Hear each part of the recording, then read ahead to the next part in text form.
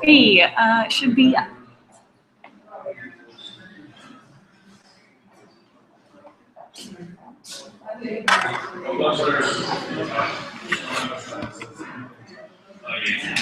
Yeah, if you reload, because I just started it.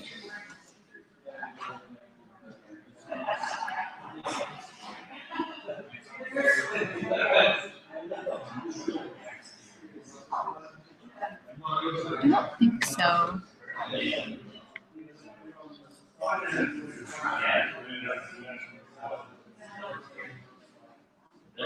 Do you see it?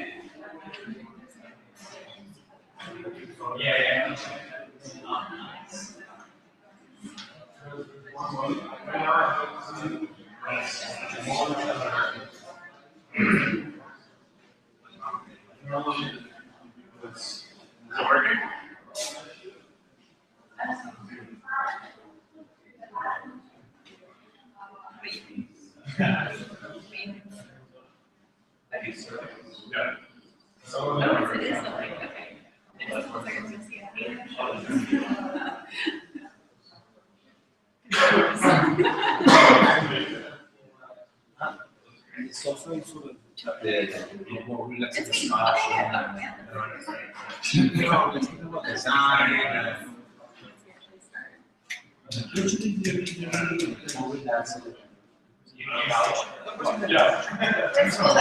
It's kind of nice. Let's look at reviewing. Awesome. Yeah. Okay. Cool. Thank you so much. Like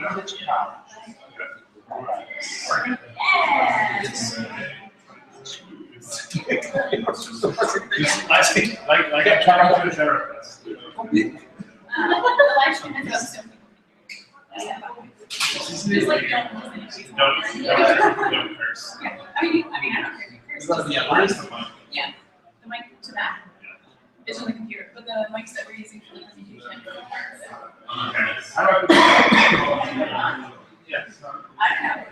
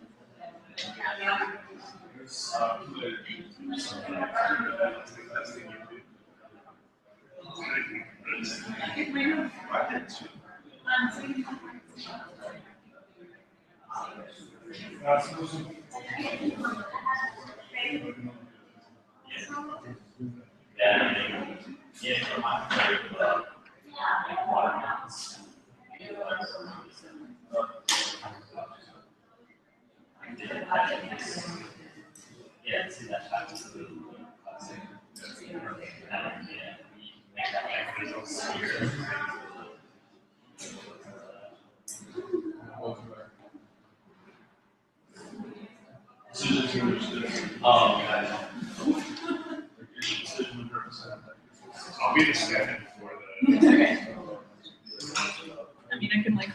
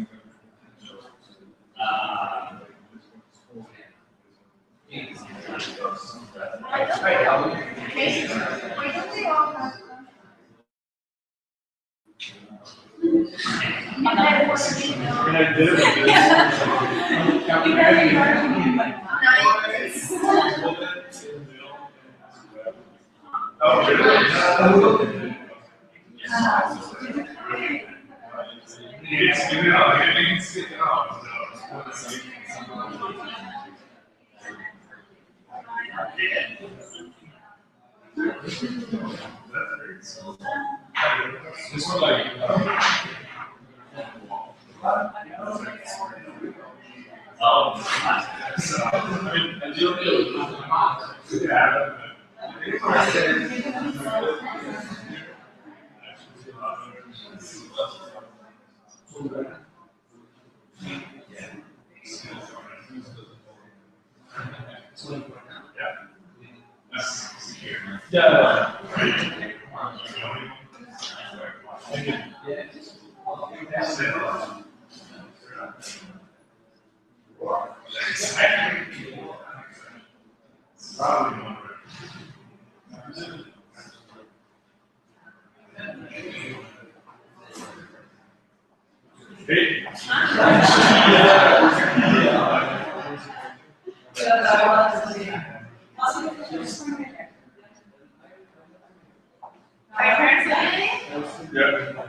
It's on the like.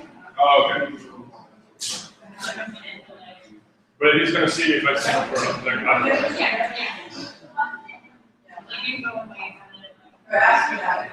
can make it.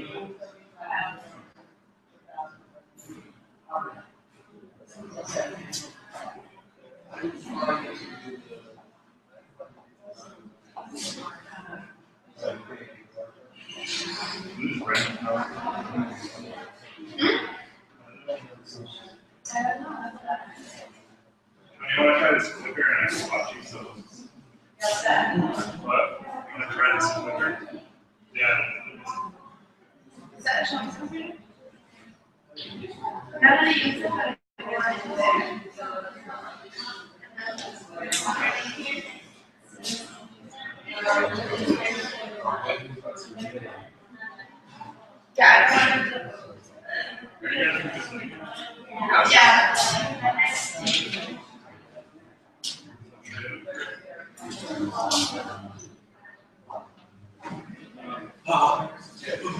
Hey, you saw me.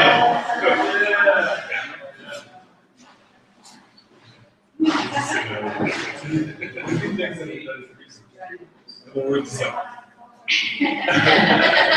It's like,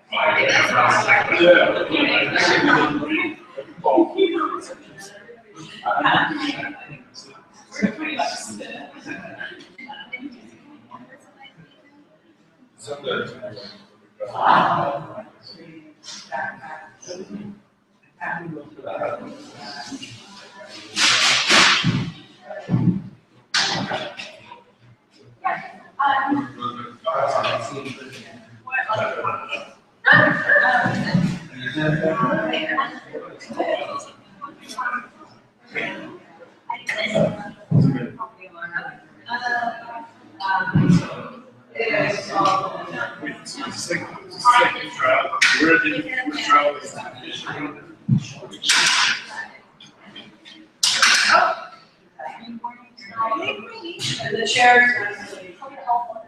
Kind of the chairs are He said,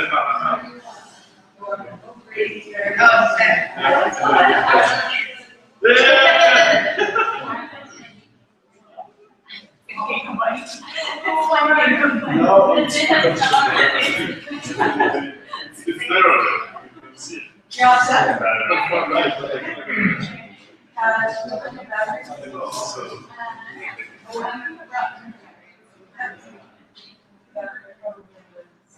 Oh, really?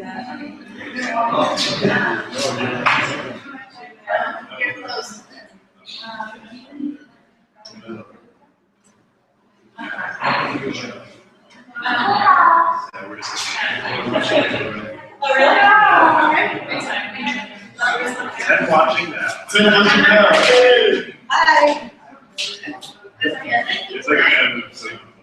Yeah, you're not here, like every. They need to, do that.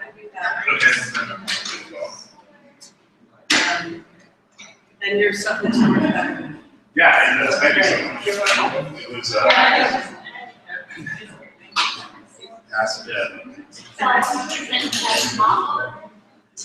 You'll have this is Like a window to past. No, I want to see your past. You're like that. I think this was like. That's the one that we want. Yeah. I don't know. The red one. It's exciting. It's the red one. I think it's back to color. I don't understand.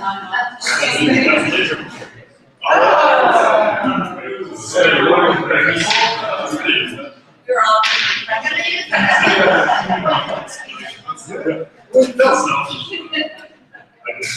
Sorry, guys. Congratulate you. Thank you so much. Thanks so much for your time. You're welcome. It's not happy to have you.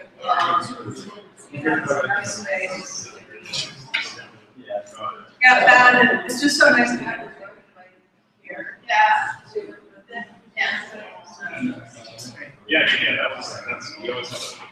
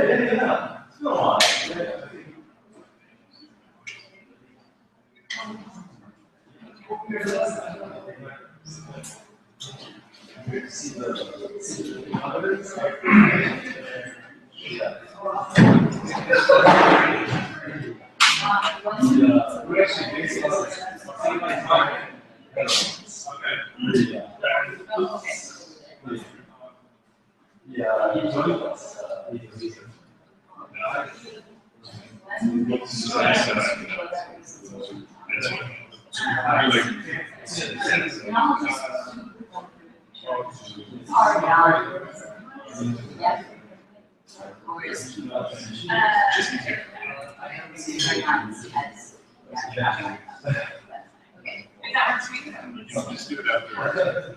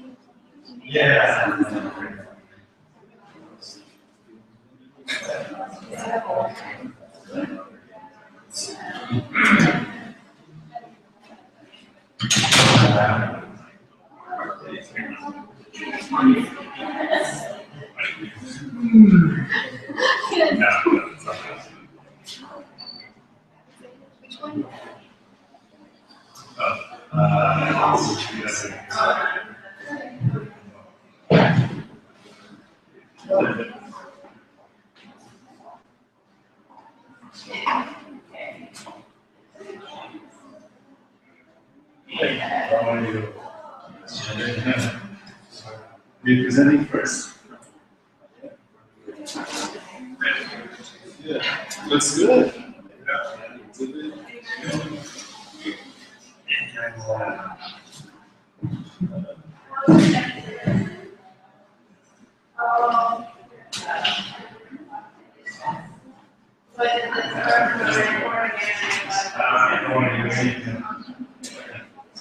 Okay, I get it.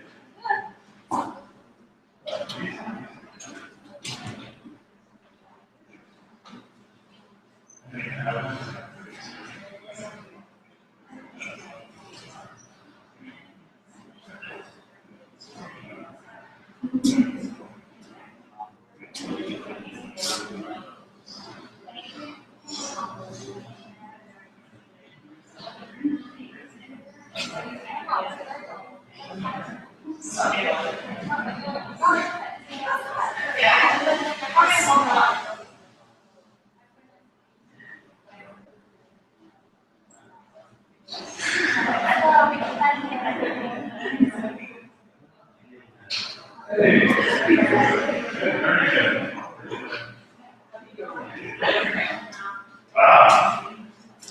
Cool.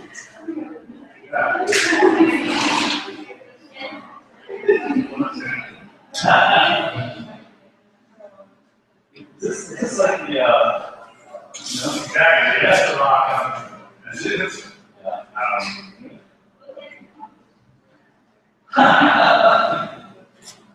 What does that look like? Is that a real PC in the description?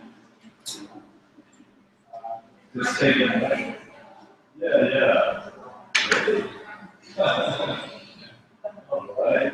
Hey, man. Good. Okay, thanks today. Tomorrow.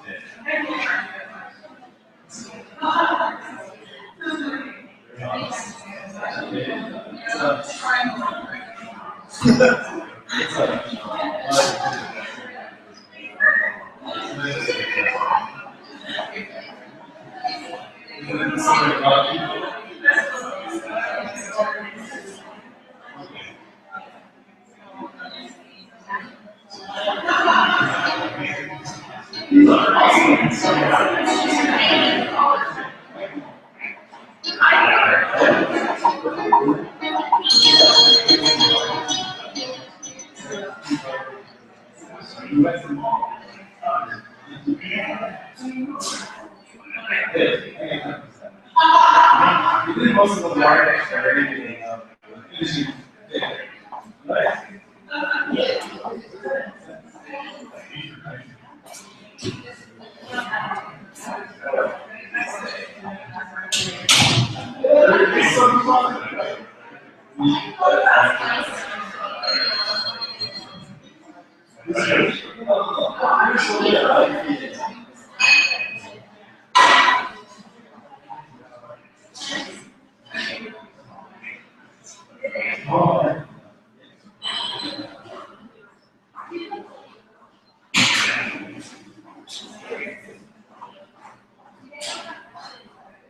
I know.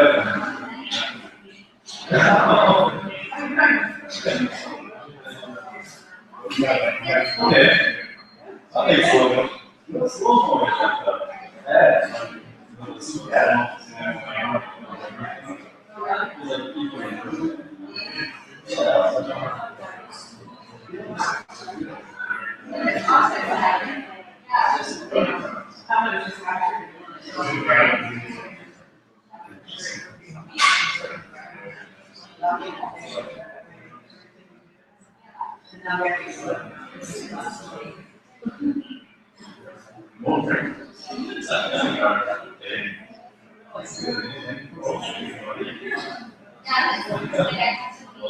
You said, right?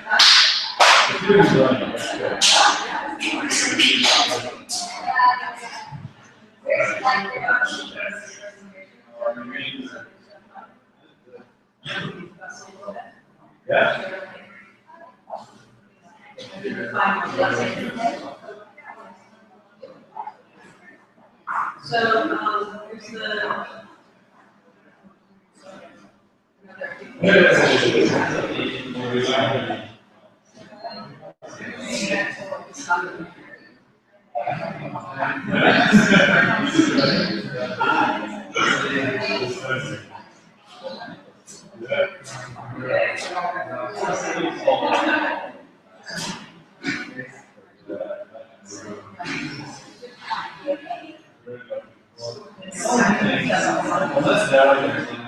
So,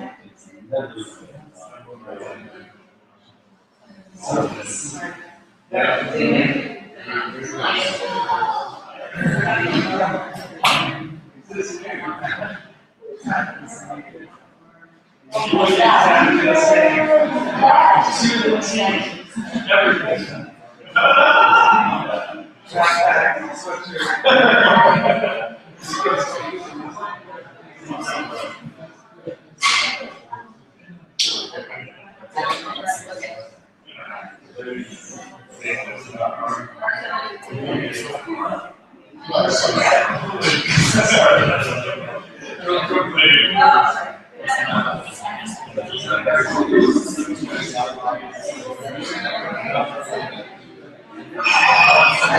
the.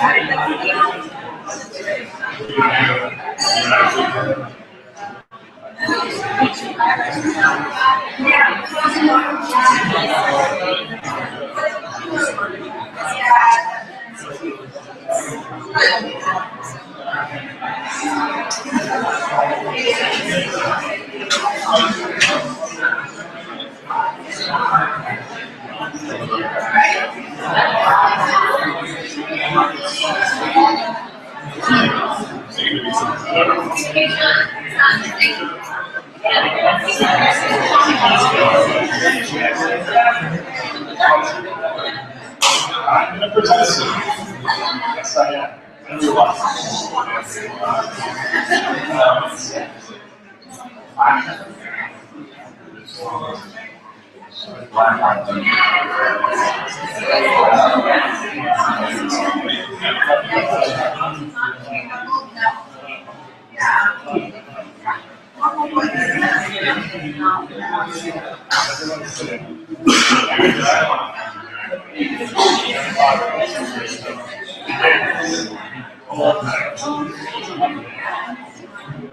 Right, yeah. I got it. I like my hair. Riding this bicycle.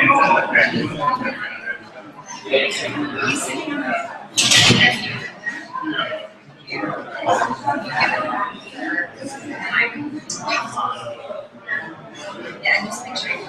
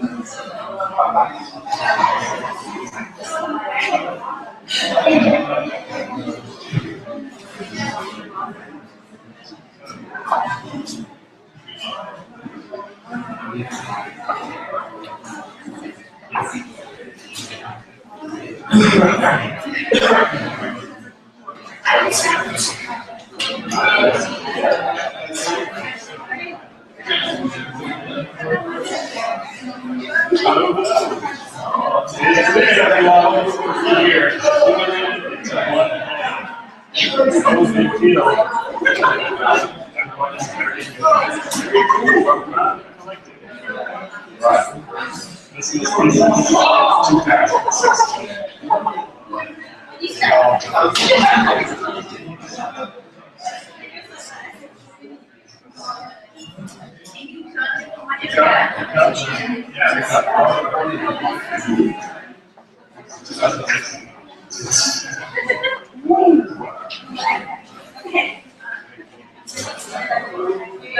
That's there, the,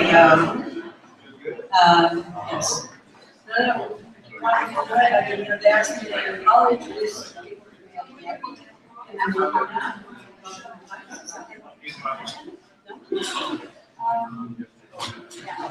So we're going to get started in a minute or so if you want to come in and take a seat, we'll be excited to have you.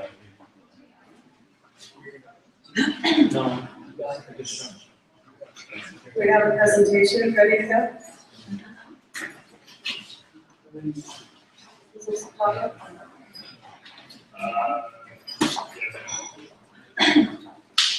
And then,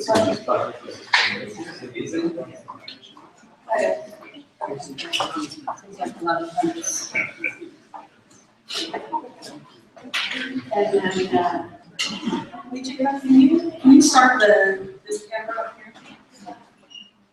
It should be ready to go. You should just be able to turn it on and you're recording. This is so exciting.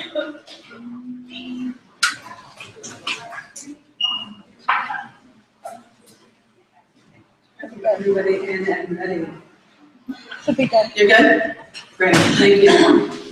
I'm getting a little bit of feedback on the mic over there. A little bit of feedback, just turn down being a little bit. Thank you. This is really exciting. Thank you so much, everyone, for being here. My name is Deborah Johnson. I used to chair the Industrial Design Department, so it's incredibly exciting for me to be able to host the graduating class of master's candidates here at the BFDA. The BFDA is something that Pratt Institute started just over a year ago. We've recently moved into this new space. The goal of the accelerator is to take young businesses and move them from kind of squeaking out in existence to really viable companies. We're very focused on sustainability for the bottom line businesses. We do a lot of mentorship around that, as well as just running a successful business, design-related business. So welcome all of you to our space. We're excited to be here. So today I believe we're going to have 9 presentations by our master candidates. So the run of the show will be 3 presentations, a break, another 3 a break, and then the last 3. So I think we'll start, we're pretty much starting on time. We should be wrapping up around 5:30, and we'll have wine and other things at that point. So we hope you stay for the whole day. Bathrooms are back outside the front door where you came in. So if you just go back out that way, you can find the bathrooms there. You have cards on your seats. We're not going to be doing Q&A after the presentations, but the students would really love comments about what they've done. So you'll find them around, and please take a few minutes and just say like "great job" or whatever you think. But it's really nice for people to get feedback, so I encourage you to do that. And on behalf of Pratt and the Department of Industrial Design and the thesis advisors who are here in the room, welcome, class of 2015. And we're going to start.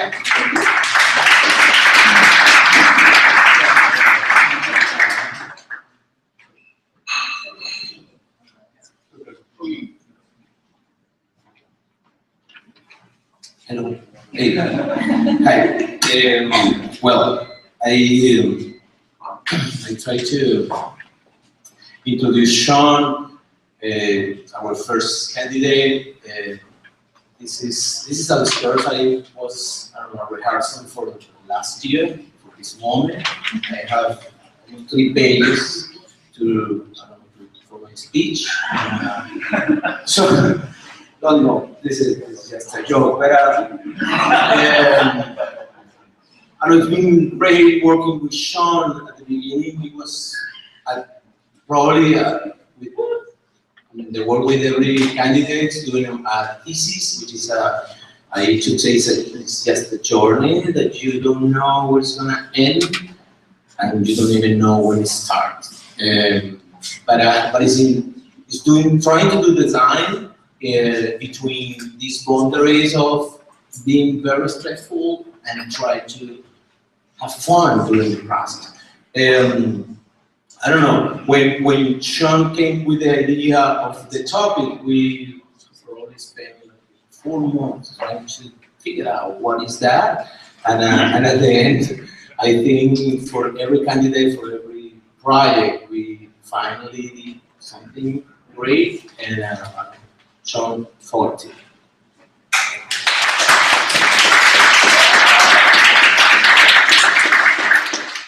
Thank you, everyone, for coming. My name is Sean Fogarty, and this is Sight Unseen. Sight Unseen is an exploration of unexpected causes. Sight Unseen is an exploration of unexpected cause and effect. Clues build anticipation, resulting in a kinetic reveal that ultimately creates more interesting interactions between users and others. This method to draw the user is not new. In fact, it's commonly used in speeches and storytelling. Creating anticipation through repetition, emotional connection, and foreshadowing allows the listener to become part of the experience. Just like in storytelling, it's important to draw the user to the product and allow them to become invested in the product story. Once invested, it is more likely that the user will become excited to see the outcome. This will allow for more interesting and satisfying experiences. By translating methods from speech into physical form, we can achieve the same reactions. Paula and Jack show us how form can foreshadow its function in this table.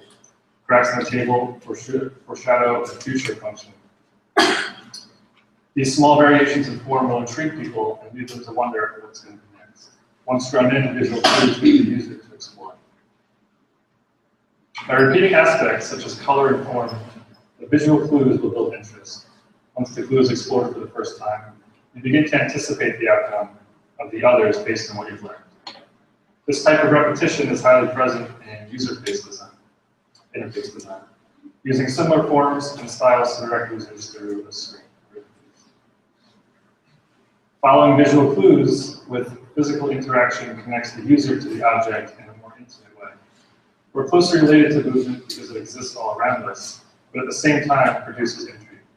The kinetic sculpture by Karina Smigla-Valdemsky connects the user directly with the experience. You become invested in the outcome because you contributed to the cause.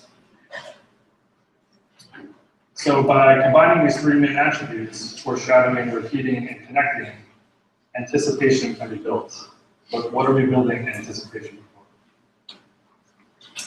When I visited the Met 2 years ago, I saw an exhibition by Abraham and David Rothschild's furniture. That really caught me. The father and son team created magnificent furniture in the early 1800s. Wonderfully ornate pieces that had hidden compartments and functions littered throughout each piece. One drawer would open into 6, a single keyhole would unlock multiple locks, and someone unfold revealing multiple surfaces. These pieces really interested me, but I wasn't positive why. At first, I thought it was because of their movement. So I began researching kinetics, understanding what it was and where it existed. I explored movement in nature and artificial movement, from the way the Earth shifted with tectonic plates to man-made kinetic sculptures. What I learned, though, was that kinetics is a medium to convey an idea, but not be the idea itself. So this made me think back to the Rothschild pieces. And I realized that it's not so much the movement that interested me, it's the unexpectedness. It's the reveal. Using reveal as a tool is powerful. People are excited by surprise and seeing the unexpected. This jacket by Yurichi appears simplistic when closed, but when opened reveals an Escher-like geometric pattern. This unexpected action and reveal is what interests us. By combining anticipation and kinetic reveal, it is possible to create products that draw us in and keep us engaged in the process of using it. I created a simple timeline to define the process that each interaction will go through. It begins with your initial visual interaction, which will begin to define your interest in the object. If you're interested, it's followed with a physical interaction. This is when the object is in its resting state, and at which point you begin to anticipate the response that will be given. When you begin interacting and leave the resting state and move into the active state, the product in which is revealed, the product in which its function is revealed. You then use the object and put it back into its resting state. I chose to implement these characters into an object that would let me explore different possibilities as well as give me some guidelines. The main constraint I set was to use only kinetic surface change. moving from a flat surface, its resting state, to its revealed state. Working with surface change allowed me to focus on limited movements, such as push, slide, rotate, and pull. Exploring these four movements could result in numerous possibilities with combination. So I prototyped each one and was able to get a sense of what movement would be best and create the most intrigue from being used. After prototyping several options, I decided on the movements that worked and landed on 4 distinctive rules. So the first one I landed on is called flip. Flip is the simplest of the 4 reveals. It uses a combination of push and rotation actions. When you press down the indicated marker, the surface will begin to rotate on off-center axis. Using aluminum blocks to properly weight the wood, it rotates into its next position. Flip holds your most used utensils, either a pen or pencil. You're free to take it out or put it away. Once open, you may also remove the entire piece and put it out on your tabletop or cradle. When you're finished, simply tap and it'll fall back into position, flush. The next is wave. Wave uses a push function as well, but incorporates repetition. It consists of 3 identical pieces, which in combination create a wave effect. When you push down on the located marker, the 2 tangent sides begin to flip up vertically and move into the rest. When it's combined with more than one, the flaps raise up in a sequential and create sequentially, raise up sequentially and create a wave effect, revealing space for your objects. When you take it out or put it away, you need to simply push the flaps back and it will fall into their position. Small indications give the user to anticipate a possible action. The third is slide. Slide is a 2-step process. It incorporates push as well as a twist. You will first press down the marker and the surface will pop up, revealing the second step. Simply begin to slide the surface from the corner. The surface will slide and rotate, revealing its corner. When finished, the slide surface back over the top, press down, and click it back into place.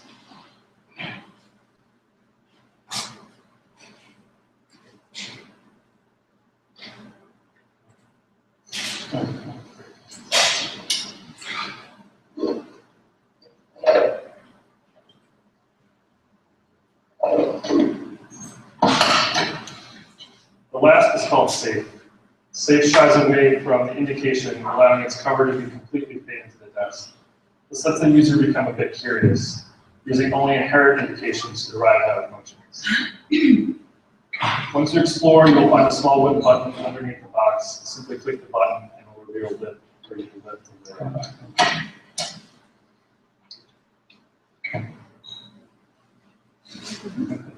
When all these products are brought together, they become an interactive modular desk.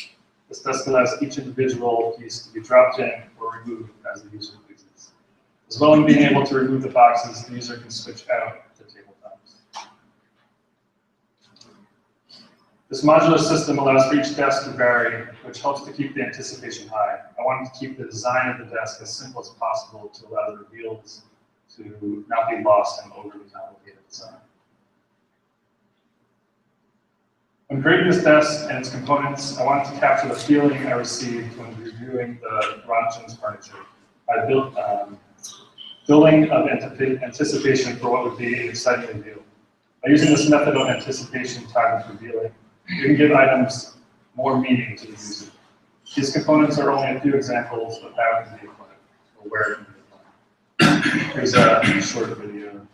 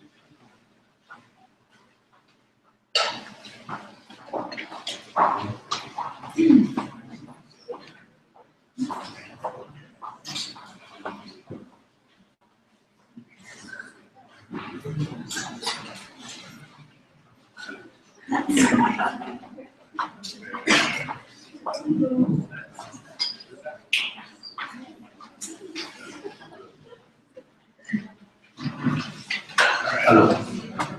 Well, this is me again. It's easier when we have just a few students, but we have 22. What happened? Well, nothing much more to say. Our key in our work, we spent the almost all 2 semesters trying to find out what is how we can frame time in a thesis, and I'm trying to connect that with the process of design and keep this. Okay. Hi, I'm Pete Hoser, and this is One Moment, Please. Unique moments of product-user interaction. So I'm going to start off by showing you guys a very simple object you'll all probably see. Oh, I'm gonna hit this one. It's a rubber band ball. So it's a rubber band ball. Now I'm showing you this because this is sort of what started this exploration that I'm going to tell. Looking at this rubber band ball about a year ago, I had the realization that every time someone goes to use it, it's different. It's unique. I put a rubber band on, I take a rubber band off. Every time a user picks it up, take advantage of it. Within that specific unique moment, the object is different from any other time it's been used. Now this idea has been utilized by designers on a larger scale products as well. Take for instance, Frank Geary's little beaver chair in Ottoman, which the user rubs down through contact, or Patrick Frey's Gregor calendar, which slowly unravels as the calendar is used. Now both of these objects are great examples of what we see in the rubber band ball, but over time these objects cease to exist because I place them in this, what I call the degradation model, which is a type of design that is rooted in the natural occurrence of erosion. And this got me to ask, is there a way to embrace and utilize the uniqueness of each moment of use without degrading the objects we create? With this question in mind, I set out on my thesis to look at the many different ways we embed time into objects, and if it was at all possible to utilize these physical representations of time for an enhanced user-product relationship. As systems begin to deal more and more with time, I decided to explore these using 3 main categories. That would be past, present, and future, which seems pretty obvious. Through these lenses, I wanted to see if this question would yield different outcomes or possible solutions. So starting with the past, I immediately just stumped on how to look at this question. How was I supposed to show these unique moments of interaction when the object is already history? Then I thought, why not look at the past of the actual product, or what the beginning of the product might be? So in other words, look at the manufacturing product. So in order to create a scenario where I could emphasize these unique moments I was looking for, I have to use what I deem as soft molds. These molds would allow me to set specific parameters for a product's final outcome, but would inherently have leeway for the raw material we're working with to create individual physical moments that would not be repeated no matter how many times I perform the same manufacturing technique. The raw material I finally settled on was quick drying cement. Sorry, I'm getting a little pinwheel here. Pinwheeling, here we go. So many similarities between what I'm going to describe with this work, with the work of Max Lamb and his pewter stool, which he basically digs a form out in the beach, pours pewter to create the form. It's true that there were a strong connection with this work, but where he created the channels for the pewter to travel and take shape, I created the channels merely as an entry point for the material to begin, and then allowing it to work as it wanted to flow. In some ways, I created a starting point, and it was up to the material to go the rest of the distance. So I first started to pour the cement over ice, so that the heat of the curing time of the cement would melt the ice and thus creating new different cavernous shapes throughout the structure. But a lot of melting ice creates a lot of water, and that is not good for curing cement. So I moved on to other materials, such as salt, sugar, flour, and even cat litter, but ultimately ended on sawdust and wood chips. It gave the consistent form I wanted while still allowing the flow of cement to create unique moments with every pour.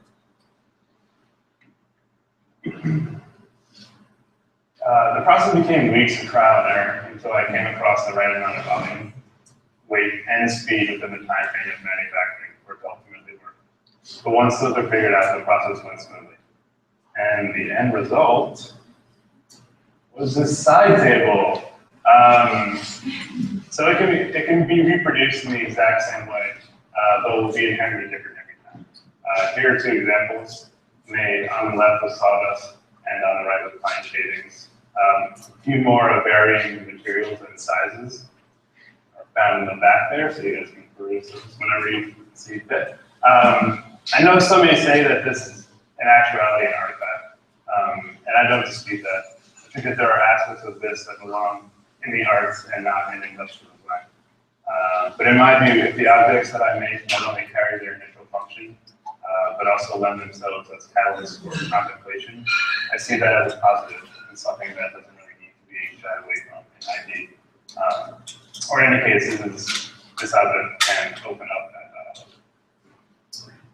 dialogue. So moving to the present, I began to think of different ways the object would possibly change without degrading.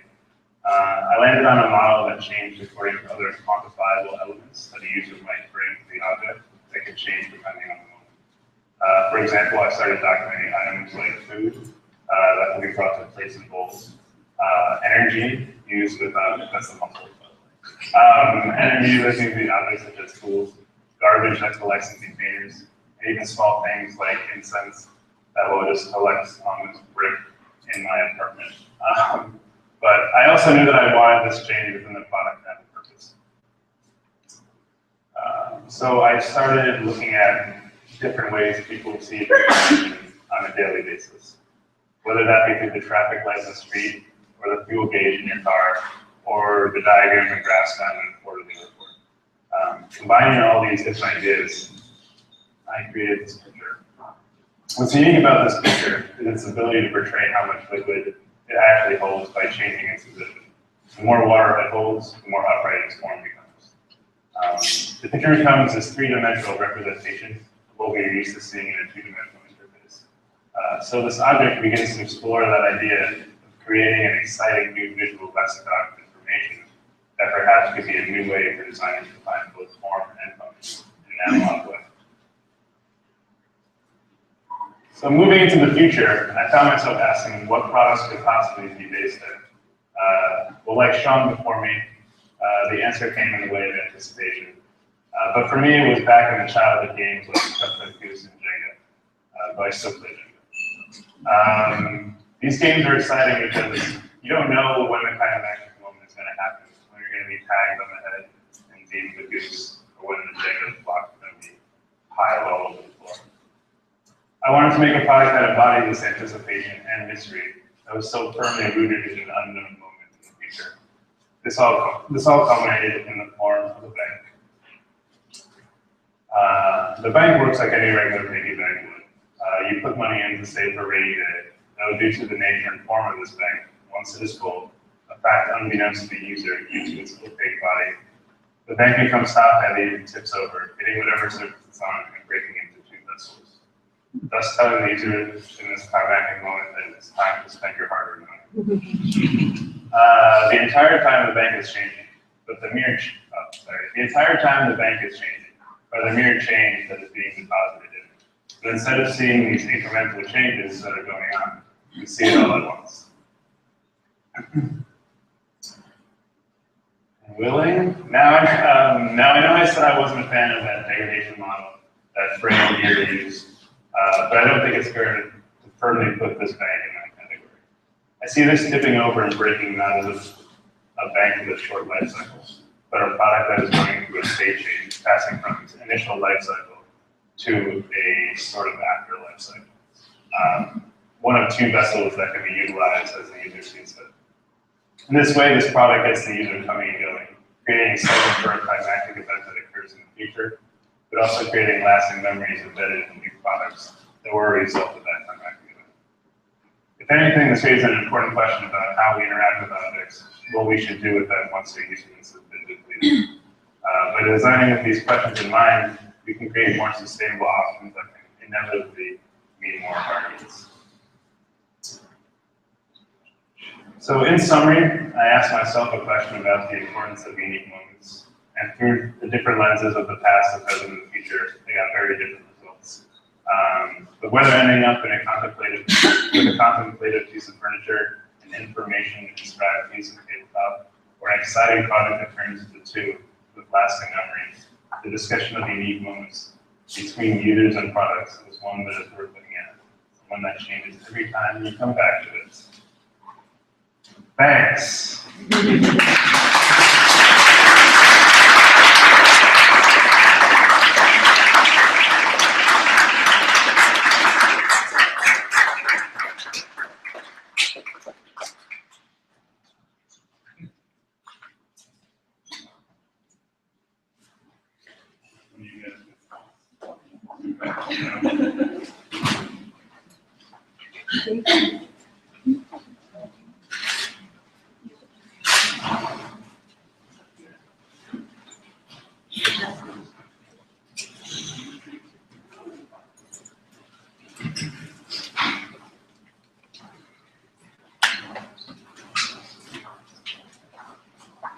So I would like to introduce Nadine Lauren. I'm not sure whether there has been a precedent in MIT, but at least I cannot recall thesis being delivered by a team of 3. So this team not only has to design a project, but a series of product systems and services, but they had to design methods of working collaboratively. When I was thinking about how to introduce them, the team, its team members, I was realizing that in my mind, each team member had become so ingrained in the pursuit of a common goal, and also the support of each team member's individual contribution, that they had succeeded in elevating the project as a whole, and at the same time allowing the individual voices to shine. Lauren, Patch, and Nadine all contributed with their unique talents and skills towards one common goal, to enhance the quality of life experience of an aging population.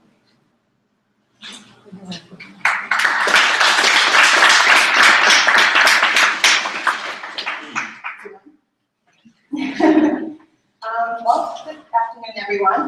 We are Lauren and Nadine, and as Kathleen just mentioned, over the past year, we worked together as a group in exploring the topic of aging. From early on, we were really interested in the qualitative part of that, the personal approach, in what it means or how a person is able to stay active and engage as they age.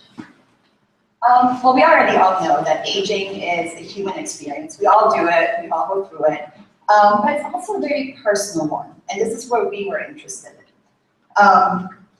In order to really get at the core of what enables people to be active and engage as they age, we spoke to a lot of people, a lot of older people, and people that are active in the field of aging. And so through that, we really realized that all of these things that people are talking about really led us to mobility. So being able to move really had such an impact on everything else. And so essentially, we chose to focus on mobility and designing products and services that help extend a person's life and ability to move throughout their life. So under this larger umbrella of mobility, we decided to focus on 3 different areas. One being fall prevention, preventing fall injuries, thermal regulation, and social connectivity. So they address confidence, comfort, and motivation in enabling people to move.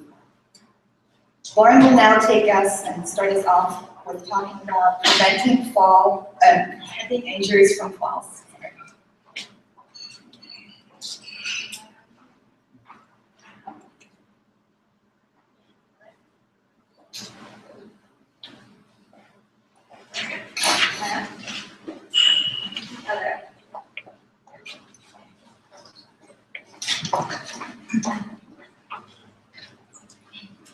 Okay, here we go.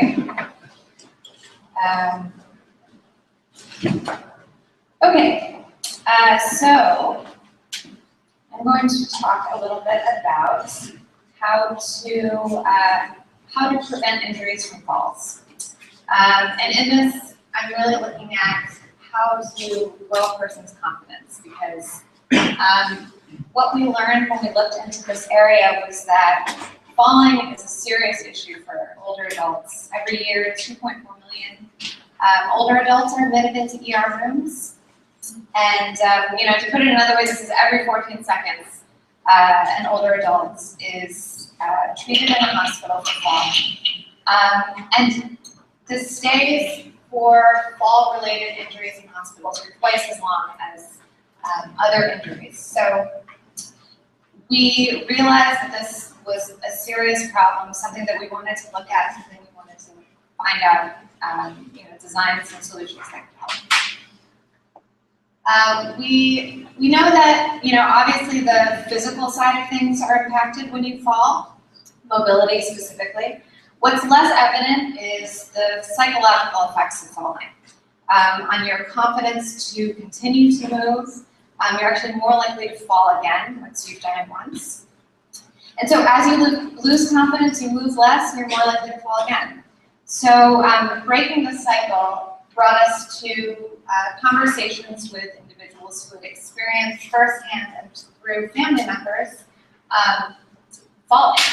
We talked to people who had themselves tripped over pieces of furniture in their living room, people who had grandparents who had fallen trying to step over the lip of the bathtub, people had parents who had slipped on their walkways this winter and had fractured hips and broken wrists.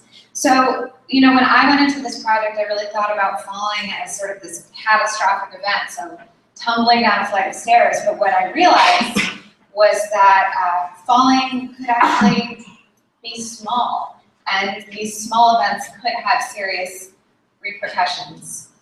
So in one of our focus groups, this actually happened to one of our participants.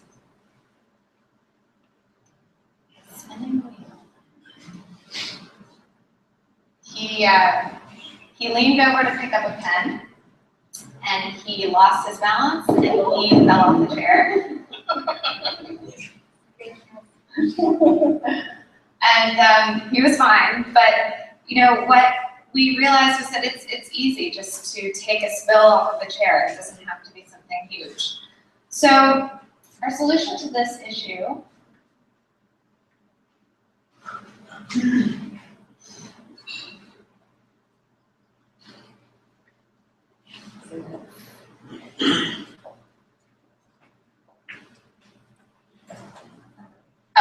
is called solid air. Solid air is a protective floor covering system that is designed for a home environment or residential environment, and it's designed to prevent injuries from falls. So how did we get here? Well, we know there's a lot of important work that's being done in the realm of fall prevention, but we were really interested in developing solutions for injury prevention. So we began with a simple question: how can we turn a break into a bruise? We looked into the landscape of products and services out there. For older adults, there are a lot of products designed for the living space that use energy-absorbing, impact-absorbing materials like foams and rubbers. There are also products out there that bring in technology and wearables that use sensors and, for example, accelerometers and gyroscopes. But we saw a less populated area being the space of bringing technology and the environment together. We saw this as an opportunity to design a technology-driven product that could be integrated into an interior space. And our goal with this product was really to design something that felt like it belonged in the space, not something that felt like it should have come straight out of a hospital. So we began mapping out an interior space, whether home or residential. And because people fall in different ways and in different areas, we decided to focus on 3 zones. So the first is a more targeted area, so beside a bed. Oftentimes older people will fall getting up to go to the bathroom in the middle of the night. We also looked at high traffic areas like hallways, living rooms where people tend to trip over obstacles. And then we looked at specialized areas like the bathroom where people can slip and fall on a slippery surface. So by creating something that was modular, we believed that we would have the opportunity to adapt to all these different scenarios. So system design. We decided to focus on inflation technology. So the broad concept is really this area of a smart rug that detects the moments before a fall, and it responds to protect the individual from injury. So once a fall is detected, the rug activates and cushions the fall. So, and the cushion is a series of air pockets that are laid out on a horizontal plane, and that inflate under the falling body. The system's modular, so it could cover a discrete surface, a discrete area, so that would be ideal for a targeted scenario like beside a bed. And it could also be installed as a floor floor system. And this would be ideal for high traffic areas like hallways. And this would, once the section was deployed, it could be replaced again. So we looked into more closely at existing inflation technology. We're all familiar with airbags. There's also a product called the Hoveding, which is an inflatable bike helmet. And looking at the technology that's used in these particular scenarios, cars, for example, use accelerometers to trigger chemical reactions which inflate airbags. But this happens like 15 to 30 milliseconds, so quite quickly. Brakes through a steering wheel, for example, in the driver's side. So using this model, we created a system of inflatable air pockets made from the same material that airbags are made out of, so a durable silicone-coated nylon. And then I did a crash course in physics again, which I haven't done since high school. So what I learned was that a person falls regardless of their weight at the same rate. So on average, it takes about 1.1 seconds to fully hit the ground, although different body parts have different collision times. So we programmed an accelerometer to detect a specific g-force, which we associate with a fall, and sustained over a period of time, it would open a valve, which would pass air through a series of tubes, which would connect to the air pockets and inflate them. And this would all happen very quickly. And this is an early trial.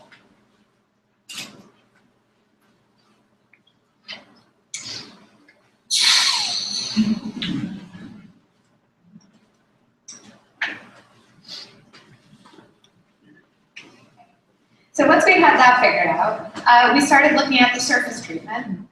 The first direction was a more landscape treatment, more three-dimensional. We realized pretty quickly as we brought it to our focus group that this could pose a lot of problems for people with walkers and for getting caught in the surface itself. So we went back to the drawing board. We looked at a second surface treatment, which is what we're calling a perforated surface. This could lie flat and remain invisible until activated, and potentially be easier to manufacture.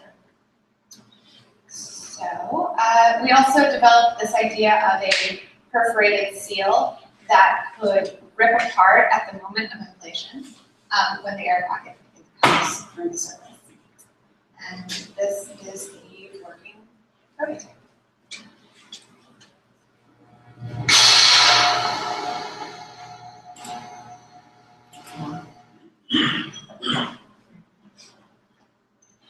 So further development with this surface could be different uses of sensors, specifically light sensors that could light pathways from a bed to a bathroom for an older adult to move confidently through the space. And now we are going to talk about thermal regulation.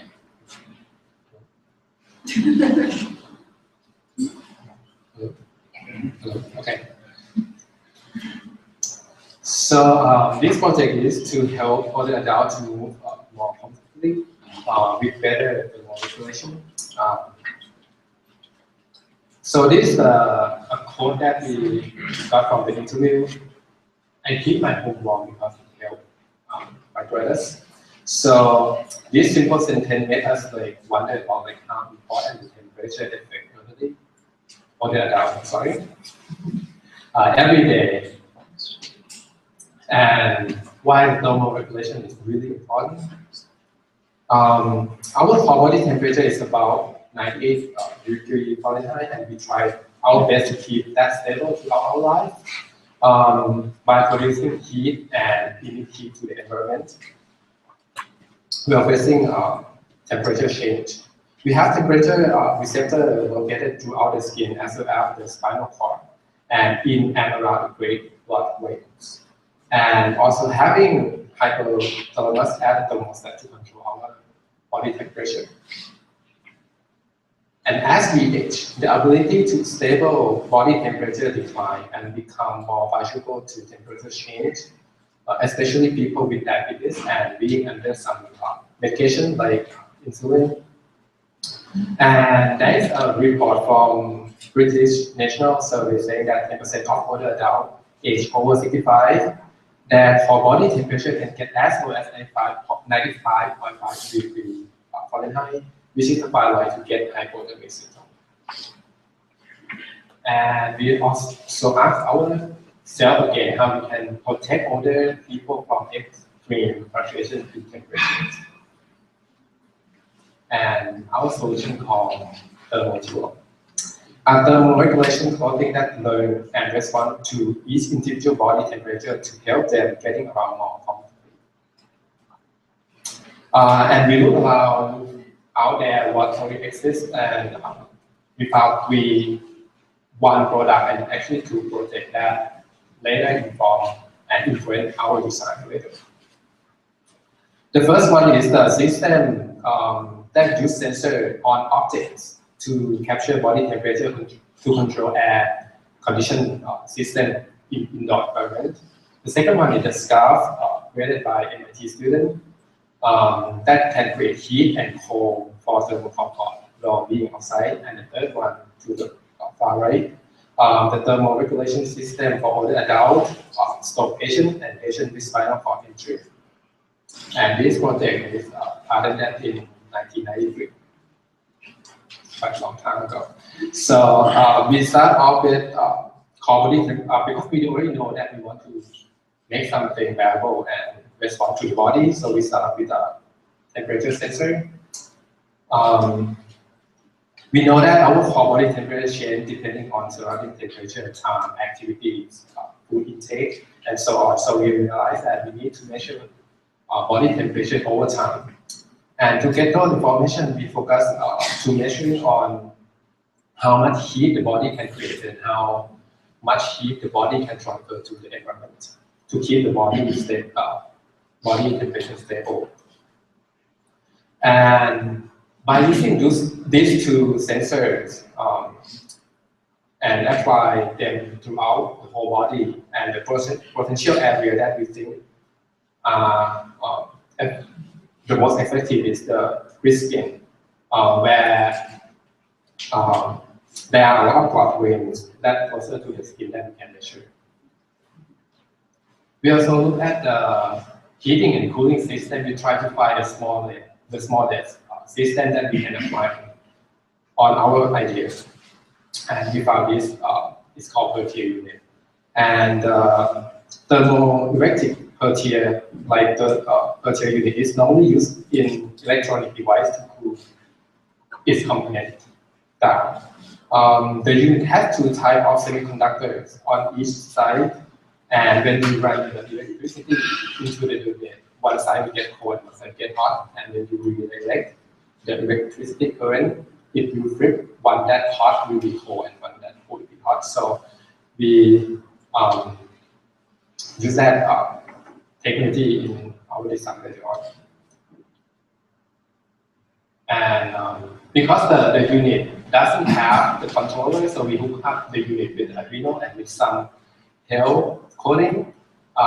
We can control the unit, and then we apply on a chip to just like to test out how we respond to the heat and code that the virtual unit can create. And at the same time,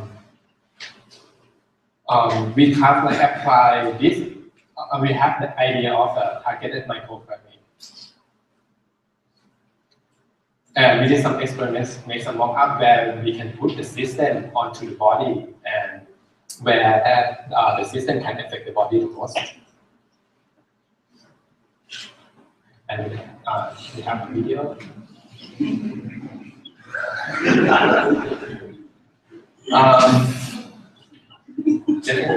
As you can see that. Because of the interview, we heard a lot of people saying about arthritis and pain and muscle stiffness that come with the symptom. So we decided that we make a suit, aging suit, to experience those problems that they are facing. And we decided that to use the technology per unit to create an impact that can use the heat for pain relief and the cool for swelling reduction. And later on, we also found soft material that can create electricity from human body. We found several, but the one that is chosen is power. It can create electricity from body movement and body heat, and as well as the sun solar. So we thought that if you can use this kind of material to power the purchase unit, so it can be like standalone system that you can wear every day without charging the system. And when we have all the technology, we have to think about, we thought about how to put them together. So we create this diagram to make sense of it, how it should work, based on the thermal regulation system that I mentioned before. And we also work on soft material, how to manipulate, how to make layers, how to make fabric stretchier, to accommodate those systems and those technologies. And this is the final design that have the majority of the perfume unit at on the chest core body temperature, and it can transfer heat throughout the body. And this is some detailed shot. And I will mention just a few of the features that we think that this system can provide. The system can stabilize body temperature during activities and while eating, and also help older adults stabilize body temperature when experience temperature change. And in the morning, it can warm the body up for fueling, get ready for the day. And the next step that we think, we will look closer into the specific pain spots and design for those areas for arthritis. And the second one, we will try to develop and design hands so it can be a whole body temperature regulation, and fully integrate the technology into the design. And Nadine is going to talk about creating a structure for social contact.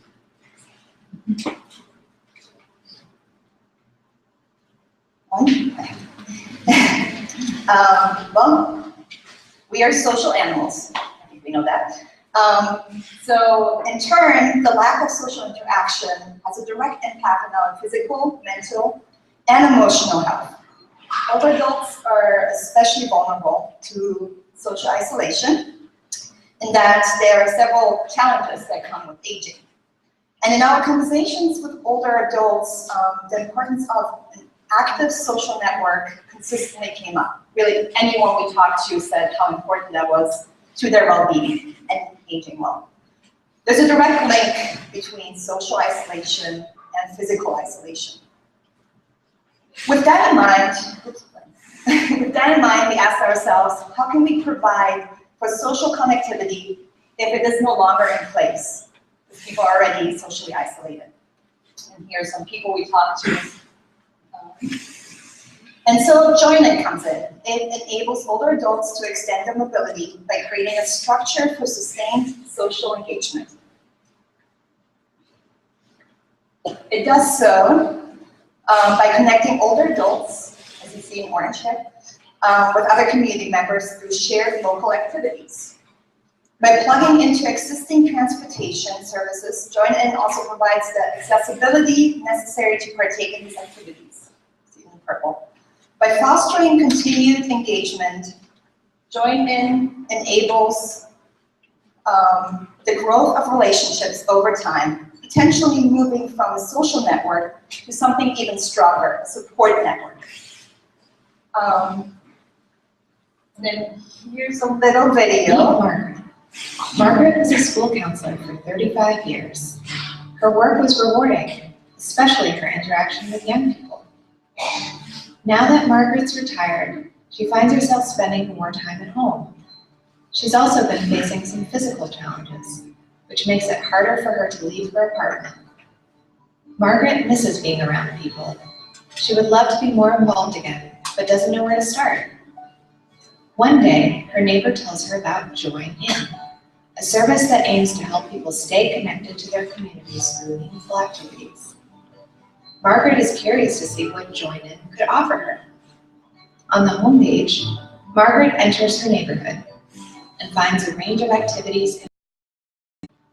Her grandmother taught her everything she knows about gardening. She thinks she can do the same for someone else. She chooses the Brooklyn Botanic Garden. In order to continue, Margaret creates a profile and verifies her identity. Safety first. With one click, she confirms her attendance and asks for mobility assistance at the garden. She doesn't feel as comfortable navigating the city anymore, so she opts for a free car service. Margaret can't wait to meet her new gardening buddy and start growing things together. Meet Jimmy. Jimmy is in 5th grade. He loves learning about bugs and plants. Jimmy hears about Join-In during a class field trip to the Brooklyn Botanic Garden. He tells his mother about it and she thinks it's a great idea. Jimmy and his mom visit the site.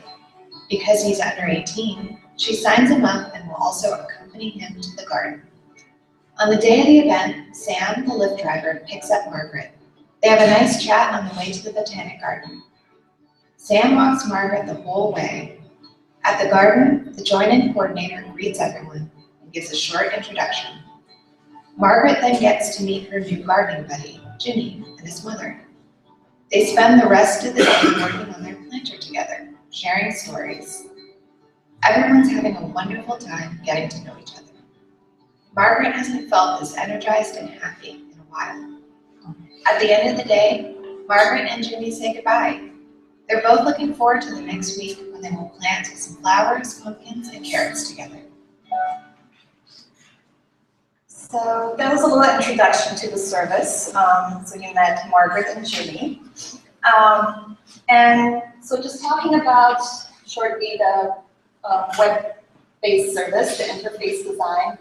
And that I did a lot of research in existing successful websites for older adults and some other research. So the idea there is to have something that that is designed with consideration for cognitive and visual impairment that comes with age. So to focus on navigation and readability. As you might have noticed by now, The service now our piece is about older adults. So these are some of the people we talked to along the way that really informed everything we've done. But for the service, it's not just the older adults. As you saw, Jimmy was also part of that. And in that, the service really focuses on the intergenerational connection, bringing together wisdom and youth. But really, it is open to anyone. So the website is just designed as far as the language and graphics go, and the activities towards that engagement mostly. And to showcase one of the activities, as you saw earlier, there's many other ones like bird watching. We chose gardening as an example, as you grow things together as you grow your relationship. It kind of made sense. And so community garden is just an example of how Join-In mixed in with community partners to provide for the space and people power to facilitate the activities. The garden benefits in that it's able to expand its program and volunteer base. And as for the transportation, the car service Lyft, or it could be Uber, serve as an example for the transportation partner. Through its pro bono volunteer work, Join-In will be able to provide older adults with free, reliable transportation if need be. And why would they do it? Well, they've already done it. In New York and in San Francisco, they have actually transported older adults already to activities. And it's good advertising for them. So while the focus of Join-In is on the individual and strengthening the community, it also has a greater reach and impact. It goes far beyond that. As far as the next steps go, there's kind of a 5-year expansion plan if you see this as a business. So talking about location, it could go to other boroughs. So right now it's just Brooklyn, to include all of New York, other cities. Activities would really be based on community member feedback, so tailored activities to what members are looking for, what works, what doesn't. And it could potentially also be a retail or rental space for the tools necessary for activities, but also keeping in mind other things that older adults might need throughout their life. Okay.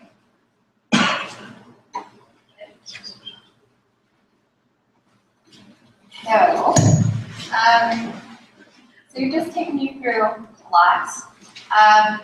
Everyone we talked to again really brought home to us how important it is that you have a social network in place, that you have the mental desire to keep learning new things. All these things are really tied to your physical body and how that can bring you from here to there. And we really, through these projects, realize that it's not just about clothing or environmental pieces or a network. It's really about confidence, comfort, and motivation, and how all of these factors need to be in place in order for someone to age well and to age gracefully, which is what we all did this past year. So it's not really about a number. It's really about quality of life. And we want to thank everyone for being with us on this journey.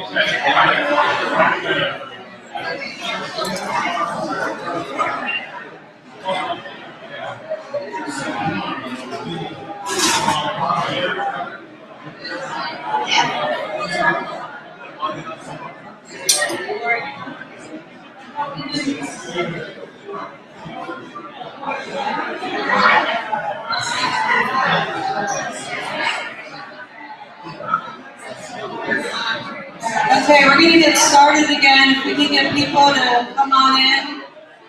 We'll have 3 more presentations, another break, then 3 more presentations, and then we break out the wine.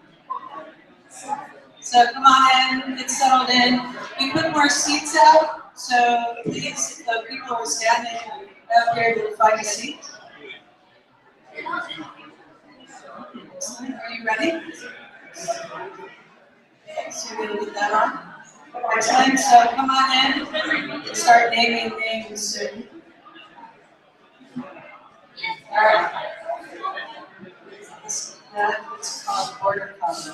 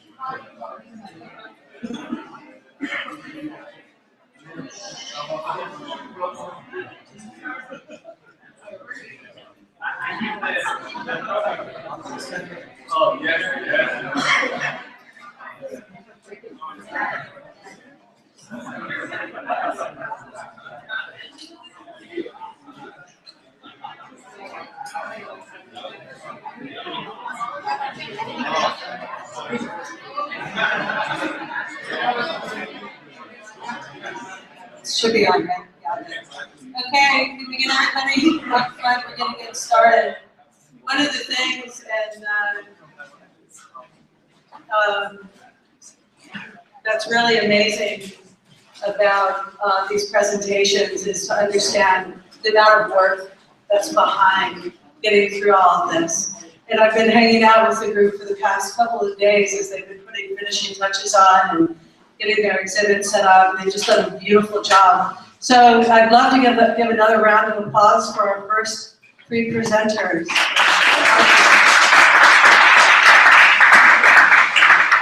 And here we go, on to the next group.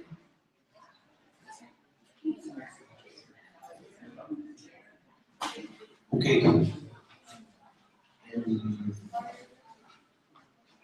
This is easier. It's probably because I come to the studio, and this is what I call the Latin American corner. It was not easy just because it's in Spanish, but also because it was working with the hands, with the materials, and it was great working with this the whole year, and you will see the work. So, yes. Yeah. Do Touch is the result of a year-long study of sight and touch through material exploration. Our senses are the medium through which we perceive the world. They all integrate and complement each other to create a full understanding of our surroundings. We use tactility as a second way of visualizing objects and surfaces. They can perceive what the eye can't. By combining them, the elements perceived becomes a whole. You can see shape and color, but with touch, you can feel shape and materiality. In a day-to-day that is surrounded by graphic representations, designers push harder for a three-dimensional approach by creating objects and surfaces that people can interact with and have a sensorial response to, whether it is by texturizing or by creating a three-dimensional form. But it's not only about how it looks and feels.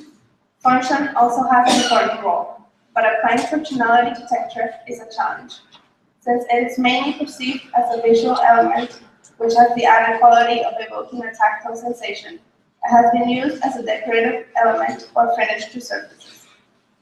By applying functionality, Mary Oxman, for example, developed a glove to protect against carpal tunnel syndrome by using only one material and different densities in texture. Alexandra Gata uses three-dimensional textiles and patterns to create acoustic surfaces. And Elena Manfredini worked with Nike on a clothing line for performance dance, using laser cut technology applied to high-tech fabric and micro reacts to water to create a breathing surface for the body. During this year, I was looking to create visual and tactile experiences that transform the way we see objects and surfaces that we use daily. I wanted to design a two-dimensional material or object, visually appealing, while applying a function that wouldn't take away from its visual and tactile qualities.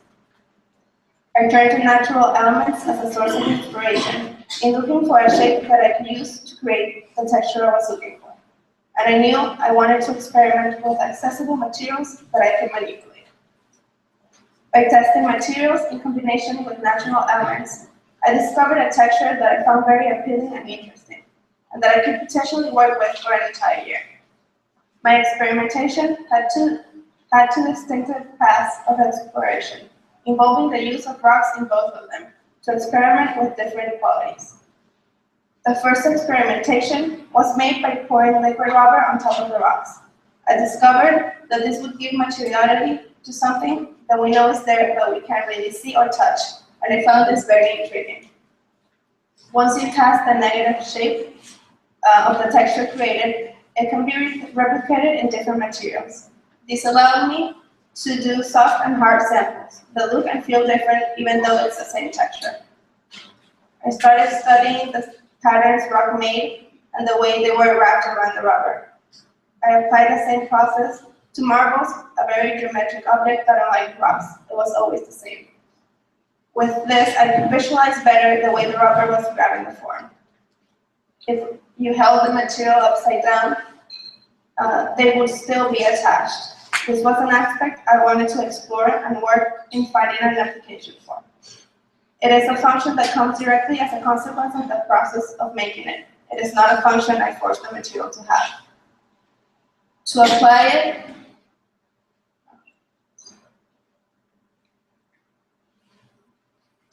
it, I designed a project called Living Bowl, for which I made my own rock, an organic form that I could replicate and it would always be the same. This would allow for an element with the same shape to plug into the material. While experimenting with different options, I was trying to keep a very organic looking texture on the top surface, but still having a functional plug system. I wanted to apply structure and organization to something that looked very chaotic. The grid isn't clearly identifiable and it's almost as if it weren't there. The idea is that the user can choose what elements to place and where to place them, so it wouldn't be a static object, but it would be always changing. The material is rigid enough to hold an element in place, but soft enough to be able to take them out and place it back in. The elements are designed so they look like they're growing out of the coral-like texture, as if it were a living material. The bowl has two parts to it. The top piece made out of ceramic that works as a vessel for the material, and a bottom bowl made out of wood that allows for a more common use. The vessels are made out of two different materials to allow for a visual and tactile contrast, one fragile and the other resistant. They nest into each other as if they were one piece. While doing this exploration, I realized that the applications are endless and can be brought to any discipline in design. For my next project, I wanted to apply this texture in a way that allows some freedom in the way it could be used. I designed panels where I changed the scale of the element that determines the texture, and also the density of the material itself, allowing visibility through it. The final piece is made out of clear resin, creating two different sides of the panel, one that is visual and tactile, and the only visual, where you can see the texture but you can't touch it. These panels can be made in custom sizes, and as an application can be found in interiors, architecture, product, and even fashion, by only changing scale and materiality. For the second part of my experimentation, I was working on using the rock itself as the element that determined the shape. I started looking into materials that would allow me to shape them and that would retain that form. I was also looking into more traditional methods and processes. I found that felt would be the solution since I could make it and shape it myself. I started experimenting with felting. Depending on the type of fiber used, I could make it feel rough or soft, and I could control where in the piece this would happen. It wasn't only about the texture, it was also about how it felt in different areas of the fabric. I knew that with this, I wanted to make something that the user would have interaction with constantly, and that it wouldn't be something you use only with your hands. So I made a big piece. I made a throw pillow to test out how the texture will react to usage, and realize that if the bubbles don't have a filler to keep them together, they will lose their shape. And also that there should be some sort of organizing element that determines where the bubbles will appear.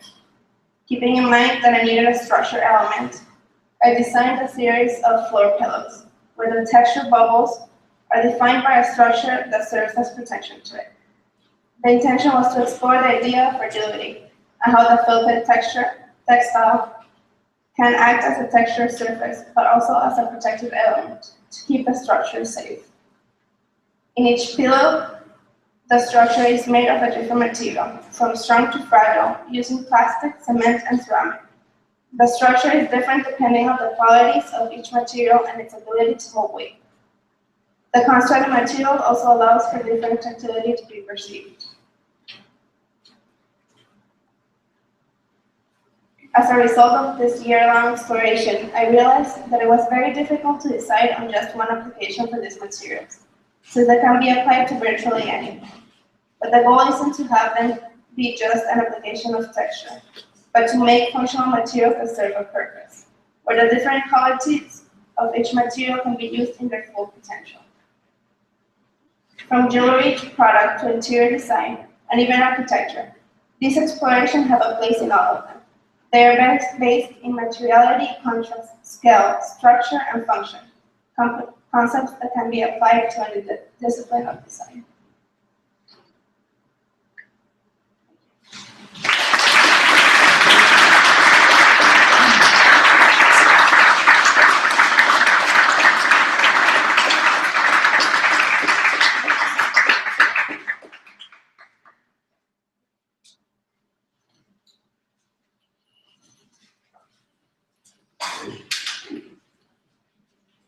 That's me again.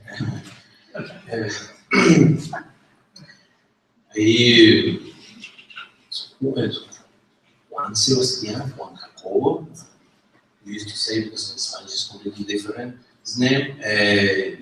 The first day he came to the studio to work in a topic, he said that he wants to work in a three-dimensionality of information, which is a very trendy issue, getting some three-dimensionality in data. So we say from the very beginning, this is tough. Let's try to do something. And I think during the exploration of this project, I think you can see something very interesting in the work of Juan Jacobo Sebastián.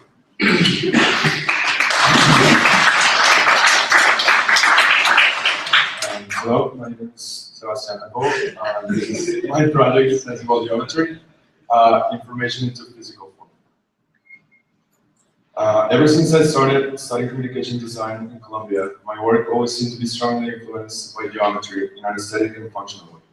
I would often find myself working in graphic design projects that were appealing to the eye but didn't become more than displays of information and data that after being presented or printed had no purpose. I came to Pratt with the intention of making work that lived outside of the screen, but still had a very strong graphic influence. There are times when I see a piece of art or graphic design or even a product and the graphic geometric elements that I perceive in it are inexplicably attractive to me. And then I want to have it or make it or maybe even copy it, although I try not to. For my thesis project, I decided I was going to embrace this unspeakable aesthetic influence that forced me into making geometric objects.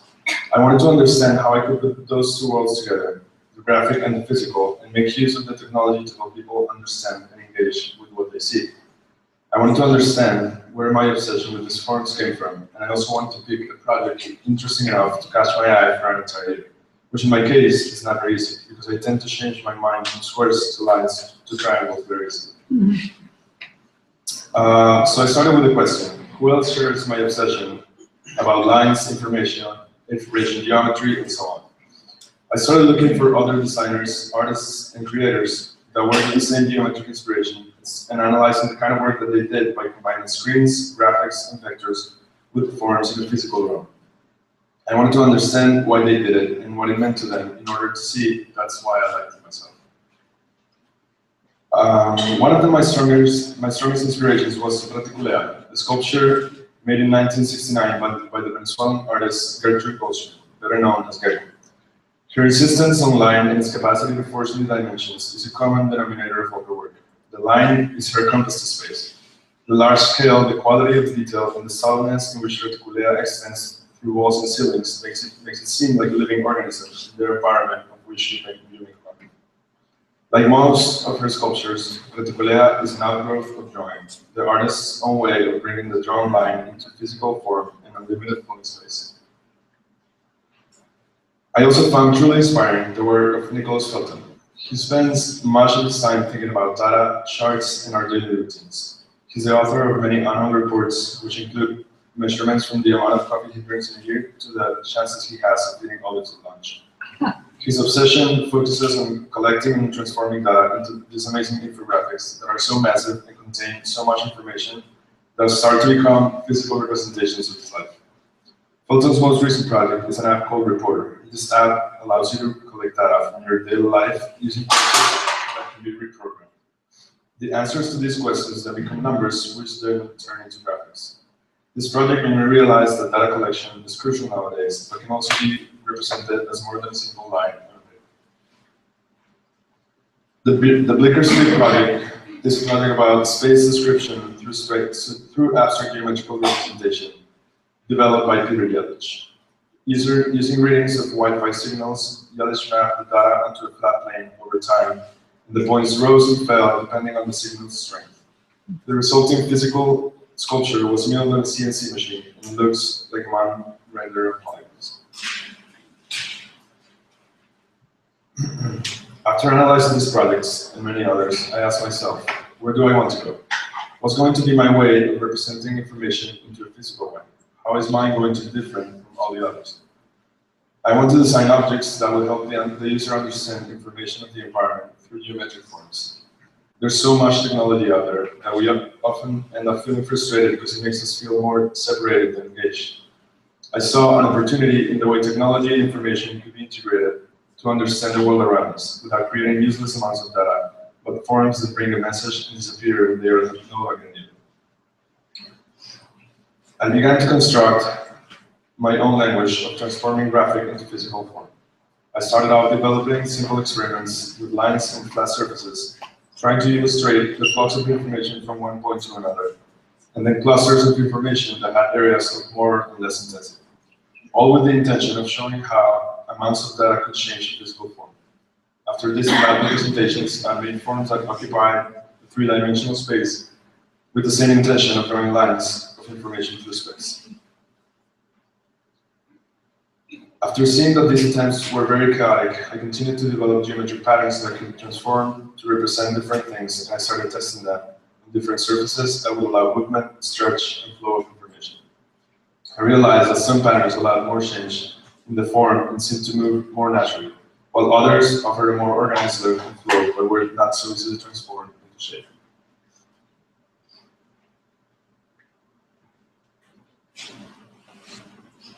I'm not done yet.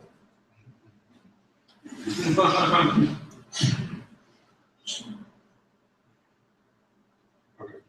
I designed a triangular pattern that was organized, easy to construct, yet allowed movement and wasn't too predictable.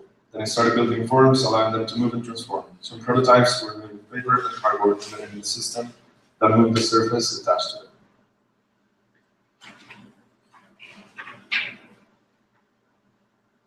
Others were made with paper and silicone that allowed them to be stretched and let the light go through. Some of these materials were flexible and translucent, which allowed me to imagine objects that could be the representation of a moment in time or objects in motion. After all these explorations, I landed on this concept. Sensible geometry explores how information can be represented beyond a two-dimensional form. By transforming it into sensitive objects, it becomes more visible.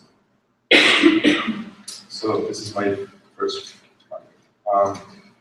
Overture is a reactive surface that responds to the presence of people through motion.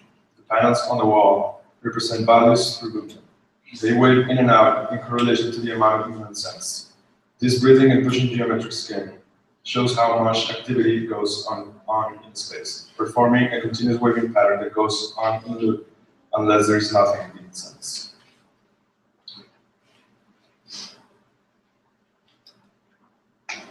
This model is constructed by 15 panels that react independently, but are all connected with elastic silicon joints. Behind every panel, there's a motor that's activated with an infrared sensor.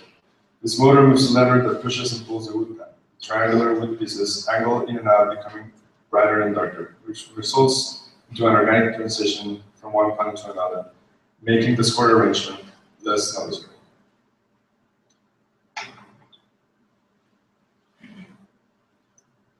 The objective is that this wall would be produced in a larger scale and set up in a public environment, allowing the users to perceive the amount of human traffic that passes through a public space, without showing it with numbers, but with a surface that reacts to it. When the wall is not displaying any information through its movements, it flattens, leaving only the geometry wood pieces that sit still. Tessellate is an interactive piece that senses and represents the amount of light in a space. Using the same geometric pattern, the system consists of a motorized fabric piece that is programmed to crumble and open according to what it reads. The fabric contracts and expands, but has has no set folding lines, creating always a different geometry form, using the pattern as a guide. When there is a good amount of light against the fabric, it will be completely open. If the light starts to diminish, the fabric will fold itself to represent a change in the environment. The photosensors are programmed so that they activate a motor located at the base of the system, which pulls the fabric in and out according to how much light is sensed. The result is a surface that can flatten and disappear, but transform into a geometric form that is naturally generated as it's being folded. And the last question that I asked was, what's next? One of the possibilities or potential work fronts that I see in which I could continue to work on the concept of sensible geometry is in products that have a closer connection to the individual. Reading like data, but also collecting information through time that would be then represented physically. These products could take more advantage of the geometry through light and movement and be placed in a more personal environment. I see an opportunity in the design of objects that have a more personal relation to the user, that go beyond screens placed in different parts of the body or sensors that can display information on the device. Personal displays of information can be very useful, but can also create a bigger gap between humans and technology, as they don't often go beyond the 2D real. What if we had wearables that display information in a three-dimensional and analog way that would then disappear in the device itself? Or if you receive the information in a form that would then dissolve or be consumed. It's not always necessary to store information. Once it's being represented and perceived, it can become something else.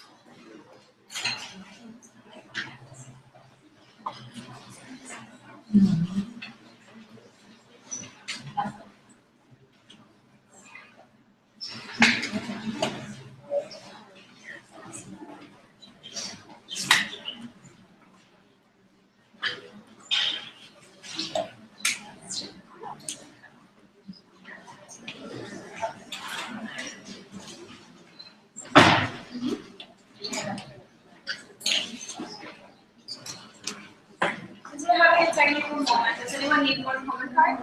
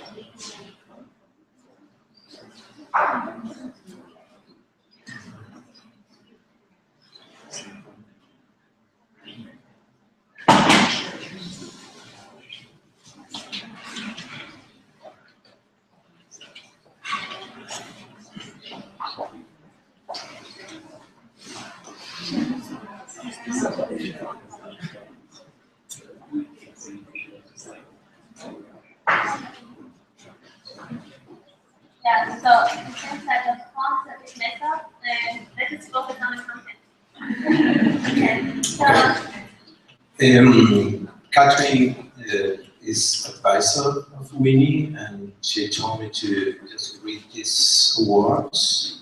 It was a lot of fun to have Winnie in my thesis class. We would seriously discuss a student's work, and she all of a sudden would say, I don't know, why don't you look at this way? It is much more fun to look at this way. And this is really what her thesis is about.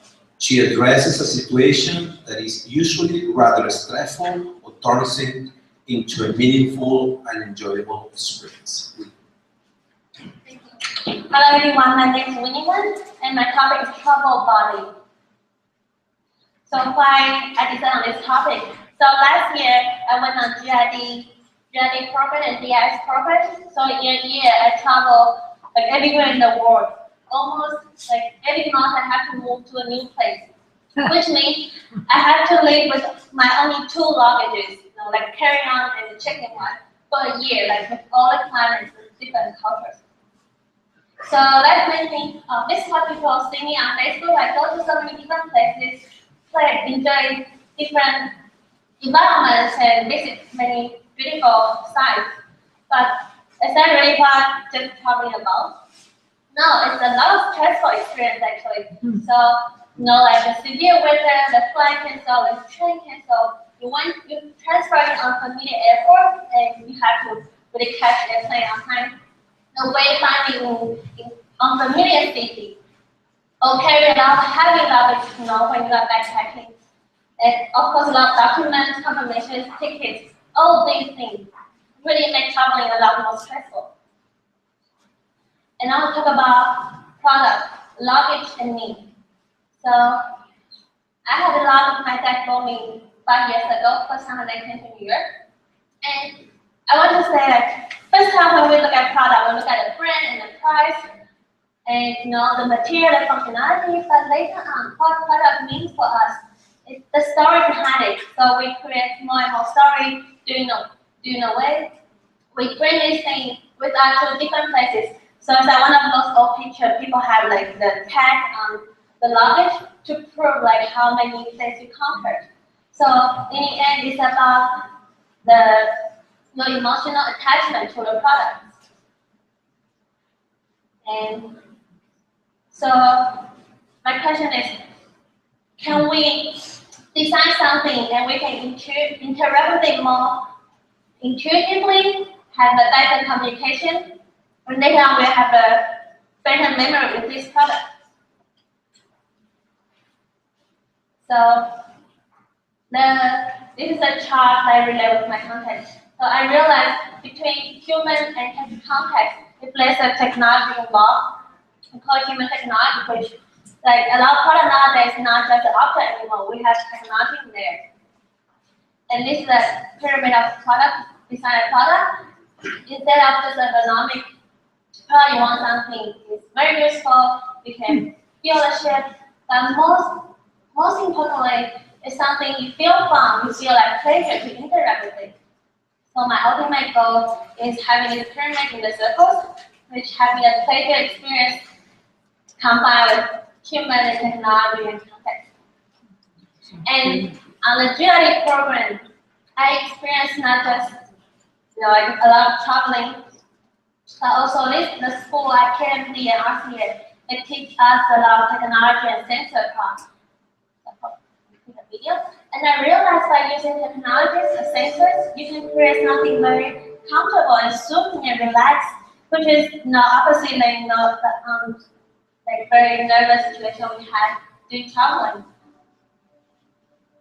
So this is a project I made by using microcontroller, infrared sensor, and servo motor. And secondly, this one class called us haptic. So it's all about touch and senses. It's a product our team designed. It's about interactive cat with phone cover.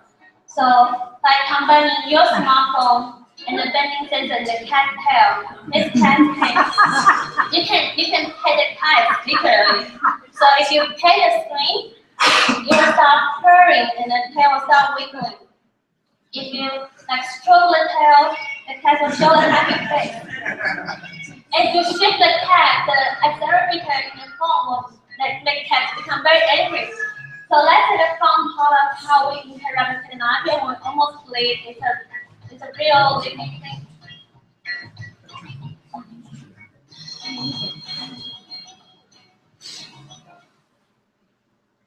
So this is the exploration I had when I had to design luggage. So one of the biggest issues with luggage is a storage issue. So I was playing with different sketch how collectability work or different movement because we are dragging luggage everywhere. So when movement happens, it's like fun performance can happen on the surface. Maybe like this muscle will wiggling around, or maybe the luggage can walk itself, like a little picture, or like you can climb the staircase with New York subway is very useful. And maybe the light like you can pet the luggage and your light will turn on and off in order to interact with it. After a survey, I want to know how people think of play luggage, how do they think of traveling. So what I found is, what's the most important thing I found from this survey is people are always under moderate stress, as I said earlier. So each level is about different process of going through basically airport. So from very beginning, how you plan the trip, you go into the airport, you check in, so every single process until you find the gate and you arrive, how stressful it is. So we can see the green part is not stressed at all, but most people constantly have that. More than half people are very stressful until they are flying. Even they're flying, 50% of them still feel scared. So there's a common people rule and how do they deal with the stress. And I realized a lot has to do with time. So in the airport example, you have 3 times to deal with. One is arrive at airport on time, 2 hours before, check-in time and the boarding time. So some people ask, for example, their husband, their friend who reminds them, go there earlier. You just acknowledge it's very tedious work and you deal with it and focus on the destination. The time, I decided to design this logic that help you, assist you through traveling and mainly reminds you the time. So what this logic can do is it can walk itself. This is the most amazing part. So by using the controller, there's a gyroscope and pressure sensor in the controller. You can tilt the controller, the wheel. There's 2 motors in the wheel will bring the logic forward. And you press the controller, the wheel will go faster. So it's a very intuitive way, almost like you walk your dog. So my professor, I basically designed a guide dog for traveler. And this thing has cooperate your phone with the app on your phone. So your phone, we know now, people read our email and when your flight is leaving. So in the day that you're supposed to travel, you'll tell you, oh, how's the traffic, how's the weather. So let's the app on the phone will set up all the time you have to remember. So when to leave, when to board, and where you are going. So also the GPS on phone knows where you are. That also means the logic knows where you are because all these things you carry with you. And so this is the key behavior. So I try to translate how to make this, your pet luggage become more, make it feel more comfortable to interact with. So for example, if you're at home and your flight maybe 2 hours, you haven't left yet, luggage will walk to you because you're holding your phone so it knows where you are. You're walking to you and start walking back and forth in front of your travel case. When you arrive at the airport, you are not familiar with the airplane, like the new airport.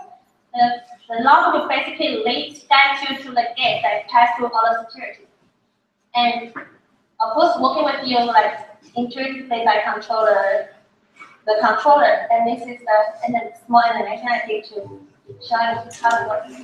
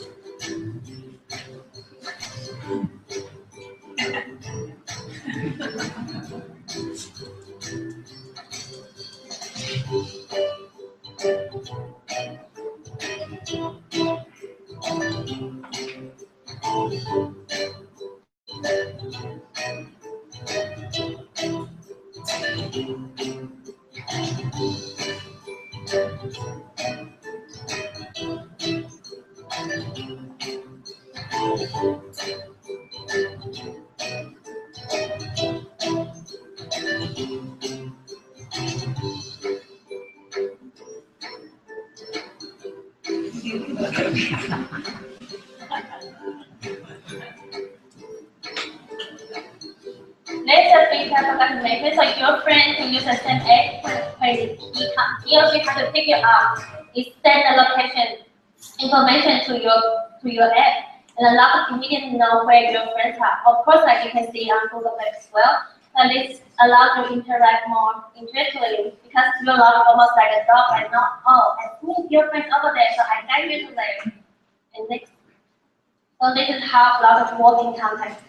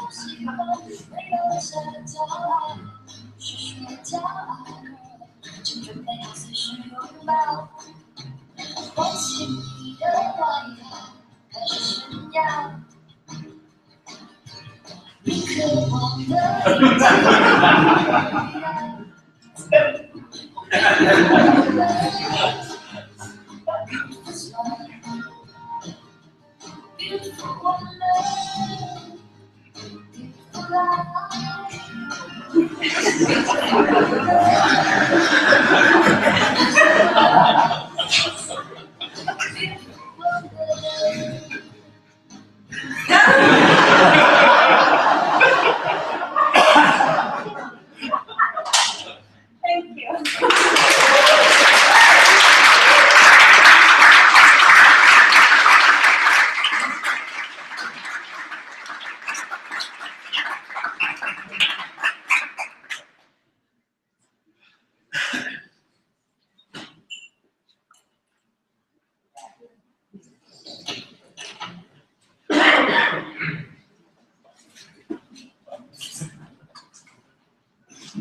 Hello. Hi, everybody. I'm Sinclair Smith. I'm the new guy.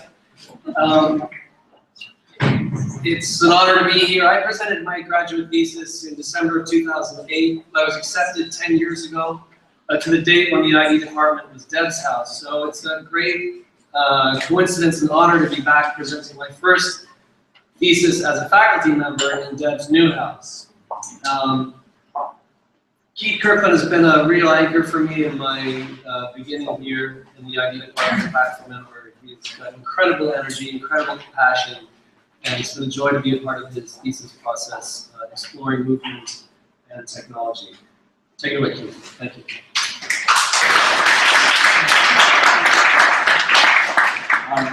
First of all, okay, I don't talk that loud anymore. First of all, I'd like to welcome everybody. Thanks for coming. I'm far away, so we really appreciate the time and everybody to get here. My thesis is conveniently titled Movement, and it's about an exploration of like how we learn movement and how in the future we might learn movement. I started off with this idea of knowing that I wanted to do something in fashion. My background is in fashion. I was a handbag engineer and designer for a few years. But I left the industry because I felt like there was a deep sense of, or lack of meaning in the work that I was doing. I also have a previous background as an engineer. And in engineering, the meaning in your work is driven into every single project. And so I was looking at how to combine these two halves of myself coming into thesis. I knew I wanted to do something with technology. I had spent some time in Tokyo on London, and I had gotten an opportunity to see what students were doing and what the possibilities were when you understood what technology could do and how to implement it into design in meaningful and effective ways. But I also was interested in this idea of physical enhancement. I wanted to create an experience around design that actually helped people and benefited people in a way, especially looking at issues around movement and mobility. So I'm interested in movement. I've studied various forms of martial arts my entire life. I love to dance. Movement is kind of like ingrained in me. And so once I started looking through this idea of like fashion and technology within this context of movement, but also being a mover has its consequences. I've had 2 shoulder surgeries, lumbar back herniated disc, bad knees from running on concrete long distances. And I wanted to see how can we use technology to create more effective platforms for learning movement and to reduce the injury associated with movement. I just said that. Okay, this was kind of my mind map, my thought process going into this whole thing. As you can see, it was crazy, it was messy, it often ended up back on itself, but some really good things came out of it. And while I was trying to make sense of the mess, reading manga, I ran into this image. This is his name is Takeda, and he's a boxer. And he was in a fight and he was losing, and so he takes off his shirt to reveal that underneath his jacket, he was wearing a spring trainer, which is why he couldn't move as fast, and he underestimated his opponent. And I started to look like, I wonder if there was a way, instead of going to the gym and burning all this energy, if there was a way to create something that would allow you to just live life and life be your workout. And so that was kind of like the idea. I went into going into it. This is my fiance, she's really awesome. She's also a dancer. She's been dancing for 14 years, and she's a movement professional. She's taught yoga, Pilates, spin class for over 8. And there were 2 elements of conversations that we've had that really influenced this work. One, I asked her, when you're a dancer, how do you know if you're in the right position if you don't have a mirror in front of you to see that you're in the right position? And she told me that it was because of the way that her body feels. She remembers the way the body feels, and that's how she's able to remember the movement and whether it's correct. And also, when I'm taking her yoga class and when I'm sitting back posture, humped over a computer doing 3D modeling homework, she often does these tactile pushes on me to adjust my body in ways to get me into proper alignment.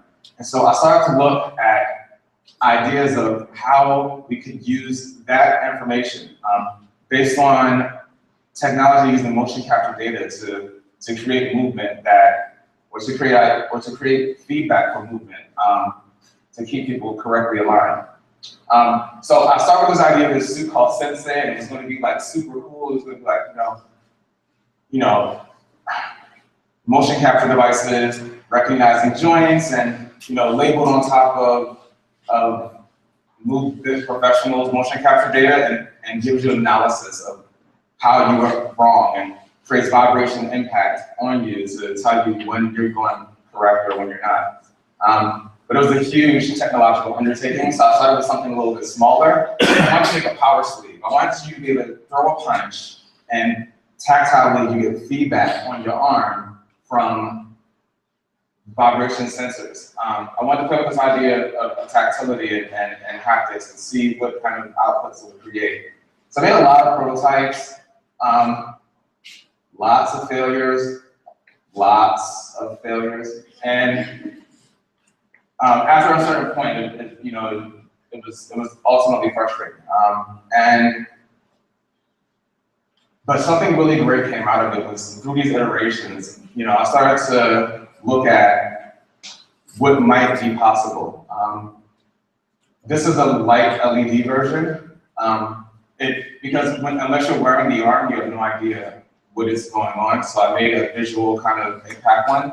But the idea is that the faster you punch, the higher the bars go up the meter, and then you get a sense of like how powerful your punches are using accelerometers. And then I made the discovery that MIT did my thesis, which was first heartbreaking, but then looking at the research that they did was absolutely amazing. They created this system called Tickle, and they used Viacom, which is a very expensive motion capture system, usually in the realms of tens or hundreds of thousands of dollars. And they had simple tasks, and they set up an experiment to see how people would respond, or how people would learn new movements based on the task. And so the people who wore the suit, it gave them vibration feedback at different points of the wrist to indicate rotation and bending. It was essentially my project. And the people who wore the suit had a 27% improved accuracy. They spent 4 seconds as opposed to 1.3 seconds, refining their movements consistently, and their accelerated rate of running movement was 23%. So there were obviously bigger fish cooking in this pot, and I decided to take a step back to see, what else were the possibilities. I also had some great opportunities in my hazing into like the digital realm of design through Henry's Dart Center, the Digital Arts and Humanities Research Center. I'm a graduate assistant there, research assistant. And I got an opportunity to be an intern at the Media Lab at the Metropolitan Museum of Art. Both places are really heavily technologically based and oriented. And it was kind of like, through all of this work, I also did some research and I read some stuff that was really cool. Through all of this work, I started to look at what technology was available. I started to look at how movement is currently being recorded. This is live notation. It's a very complex system of indicating where body parts should be based on graphical analysis. And once you layer it over top of sheet music, you get something that is almost incomprehensible unless you're a trained professional. I also started doing a lot of research about the platforms and what was out there, what was in the market, through the work that I was doing with the suit and trying to understand what technologies to implement. You have motion capture systems, you have motion controller systems, you have health and wellness systems that are based on motion and movement. You have scanning, body text, 3D modeling software. All of this is all currently available technology that exists on the market right now. And I started to look at the inputs and I started to look at the outputs. And most of the digital realm allows you to take parts of your body and put them into the digital world, but there are very few ways to get the digital realm back into your body. I saw a huge opportunity around the area of movement. One, movement as a platform. To streamline the experience, to create, utilize, convert, analyzing movement.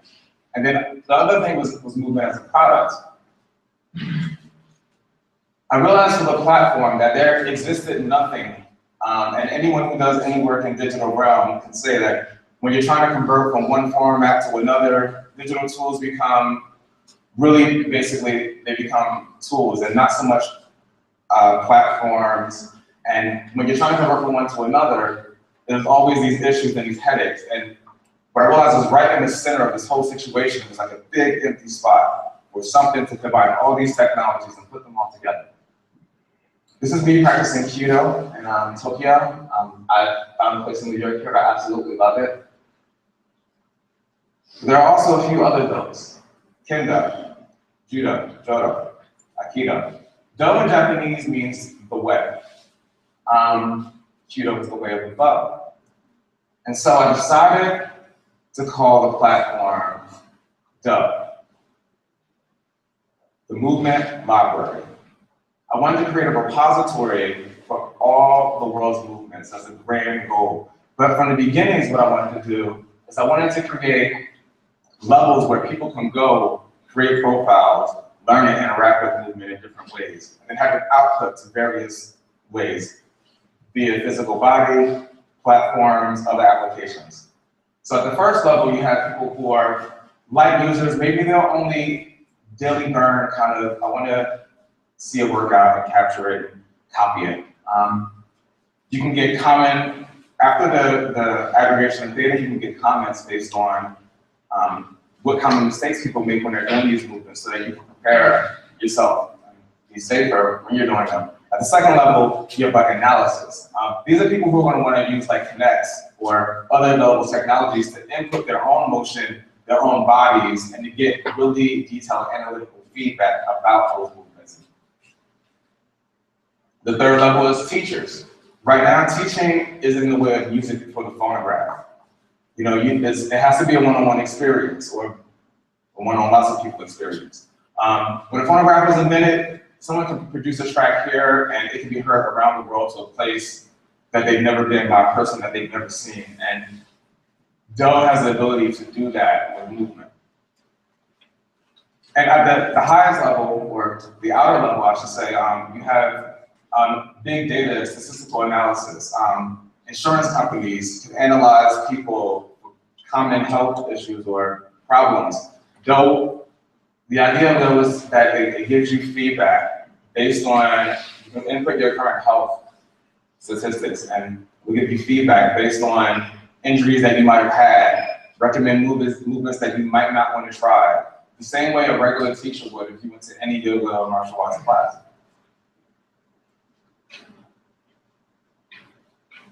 So the future of movement, I think, can kind of be really summed up well in this little clip. Oh, you have no audio. That's cool. Okay, I'll just talk through it. So this is The Matrix. It's one of my favorite films, and this is my favorite part of the movie where Neo first comes out of the gate. He realizing that like he's going to learn jiu-jitsu. He doesn't understand what's going on. And Tank, who's his operator, hits a button. Craziness happens. Really awesome sounds. Holy shit! My kid likes it. What's going on? Oh yes. So what I think we're looking far away, maybe not even that far away, from being able to download movement. The real thing that I think is a possibility is this idea of having the movements. What if you went to learn Kung Fu from Bruce Lee? If he had been on Bill's system, you could. What if you wanted to learn any martial art that wasn't available to you, any movement that wasn't available to you, dancers? The platform has a huge opportunity to gather all the world's movements and preserve them for future generations. Thank you. I'd like to acknowledge all the people who helped make this possible, and that's it.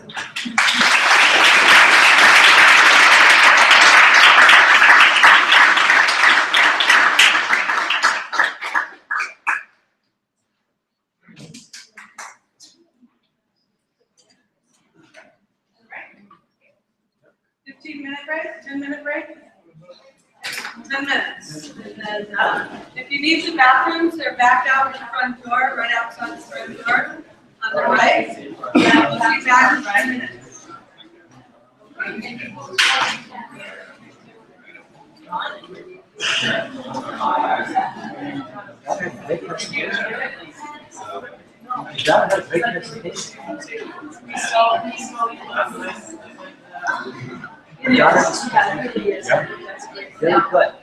Thank you.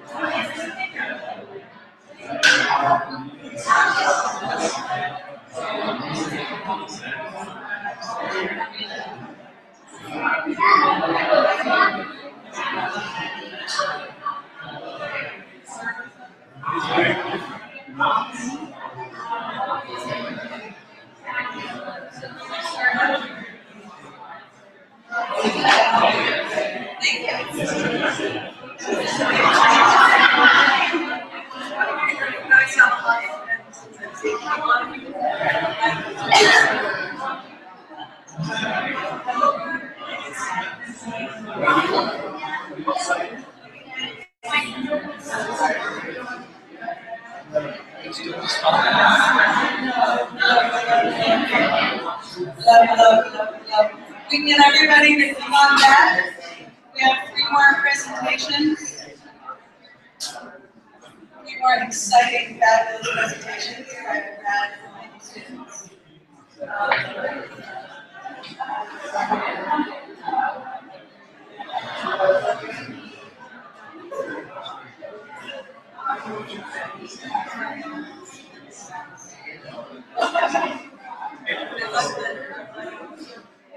So sweet, so funny. So funny. Yeah, so great. It's really good. Okay, come on back. I know you're all chit-chatting back there, but let's bring everybody back to sit down, please. Start with the feedback, right? Just cranking up the feedback. Hey. Jimi Hendrix? Yeah. You know, the first concert I ever went to was a Beatles concert. Was you really?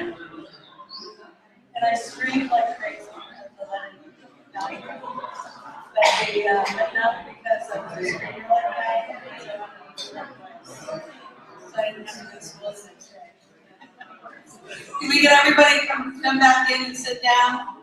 Those, please. We need all that. Our presenters here. Are you ready? Yep. Terrific.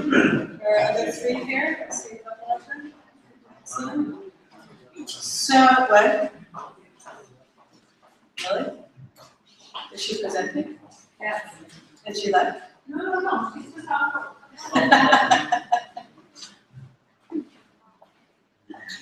You never know. People just all of a sudden run. Terrific. So we're in round 3 of today's presentations. And just a couple of notes. There are these cards for comments. And again, people would love to hear back from you about what you think about their presentations. Those last 3 were wonderful and charming and really amusing in case of the pet luggage, which was particularly charming. Just a little bit, tomorrow we have another round of presentations starting at 1 o'clock, I believe, and rolling till about 5:30. And then there's a big party tomorrow night, starting at 6 o'clock, with real catering. They just told me that we're going to have a live sushi chef. Yeah, it'll be sort of fun, I guess. Anyway, and as well as lots of other great things to eat and drink and good people. The IB alumni have been invited, students and faculty are certainly included in the invitation list. And we also reached out to the New York chapter of IDSA and invited them to come because we thought it'd be a great networking event, in particular for the grad students. So with that all said and people seated, I'm going to hand it over.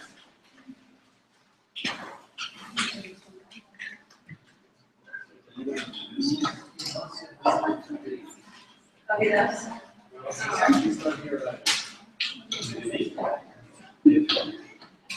Maybe Keith can show us some dance moves. I think my assistant was the junior European champion for archery, so you two might want to talk.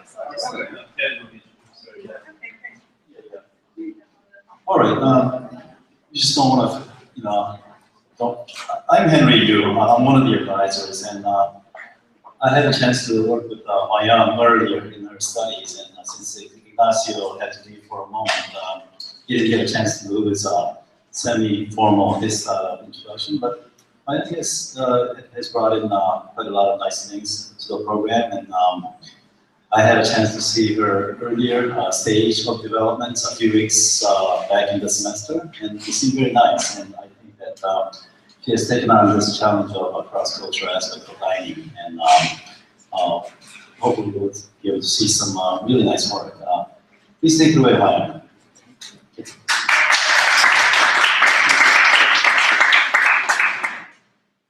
Hi, my name is Olivia Kim, and thanks for coming tonight, everyone.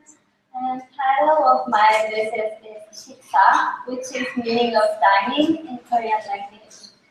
As this title represents, this study started from my personal experience of cross-cultural dining. So where did I come from? I was born in America, and from infant period to college, I grew up in South Korea. I had many chances to visit and study in other countries, so I could see the broader world. For this reason, it led me to study at CUT, so I'm now here. Yeah, and whenever I go to other countries, I always feel like there is such a different atmosphere, characteristics, and spirit from country to country. And this is formulated by cultural diversity. So, my initial question started from what formulates cultural diversity. Custom, dining, and housing are the significant factors defining each culture. Among them, I focused on this dining culture to explore and to study more. So, why did I focus on dining culture? Quoted from chairperson of the Korean Food Foundation, he mentioned that food is the top of the global communication tool because food represents national identity and culture, increasing national brand value, and people could easily get used to other culture even though they don't know about their language. So based on this introduction, I set step-by-step approach and tried to obtain each goal. So based on research, I analyzed and defined about each dining culture. With this data, I integrated different cultures into a common language. Then I formulated guidelines for each cultural dining. And then it plays a role as a guiding tool. Finally, achieve cross-cultural communication.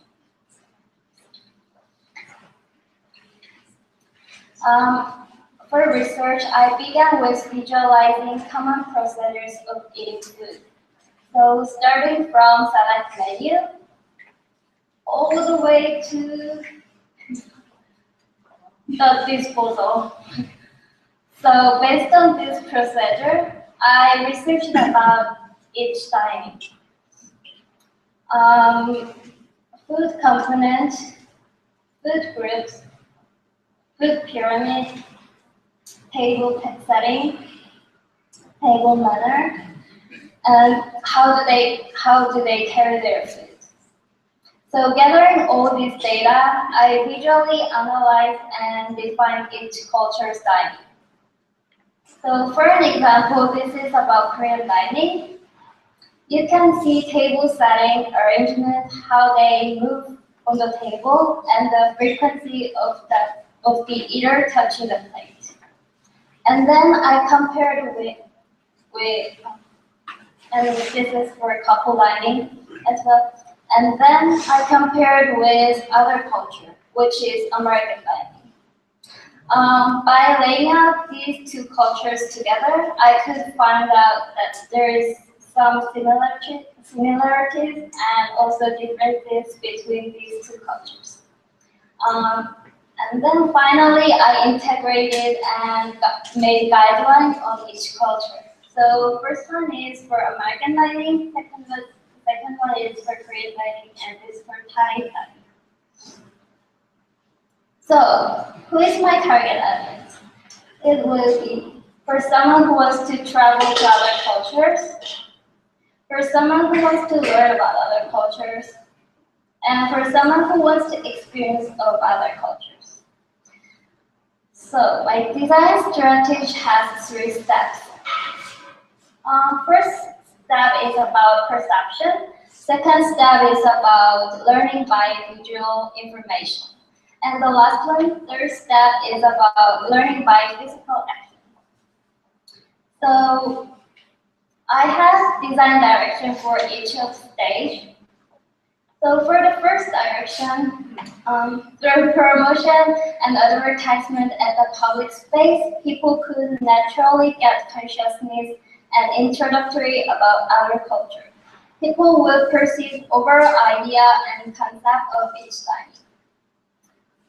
So this is poster for each American dining and Korean dining, and you will see it more closer back there. So after the presentation, you can enjoy. And for second direction, when people want to get the idea and visually learn about specific dining culture, they could search websites, select country, and compare with their dining cultures with others. So by comparison, it will help users to easily understand about other culture. So here's how it's gonna work. So if an American person wants to learn about Korean dining, this person could select both countries and it will show overall concept, like something like how do they differ from each other. And so this is about how they eat. And these graphics are about like food information, and it has more detailed description in my poster. Okay. And for my third direction, as people leave different traces, stains, and footprints depending on what they eat and how they eat. This concept is about giving intuitive clues on each dining and also intending people to feel and follow. So I have video for this. And it has a music.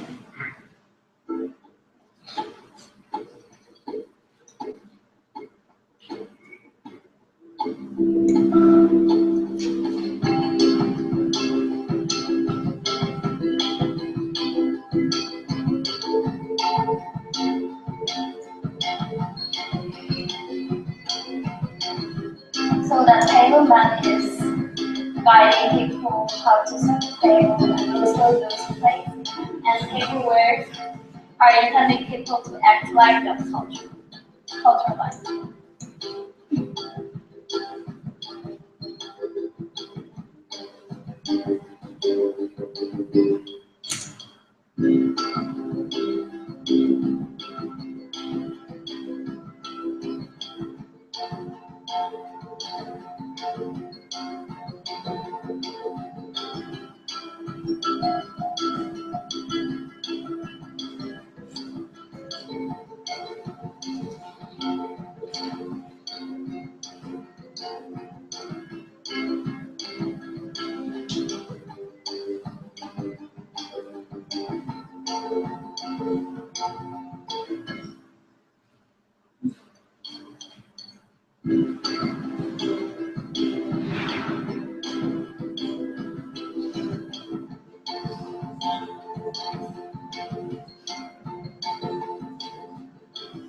So this is about American lighting, and I also have a video for Korean lighting.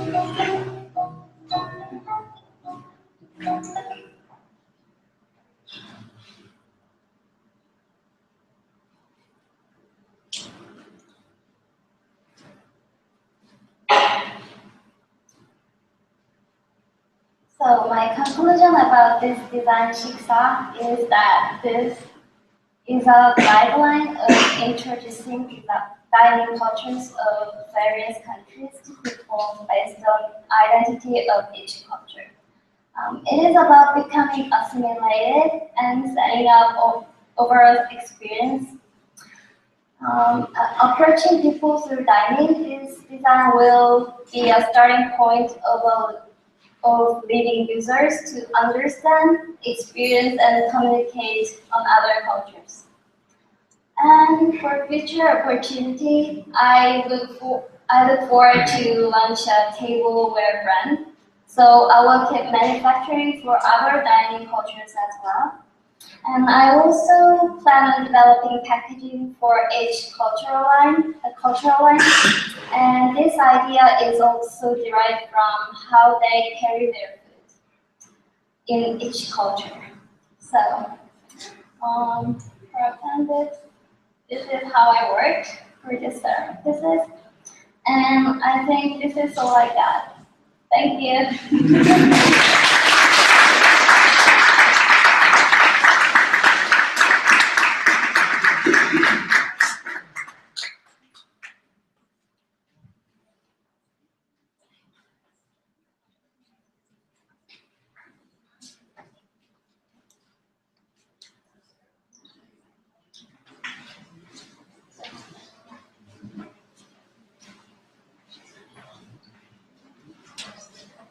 Hi again, everybody.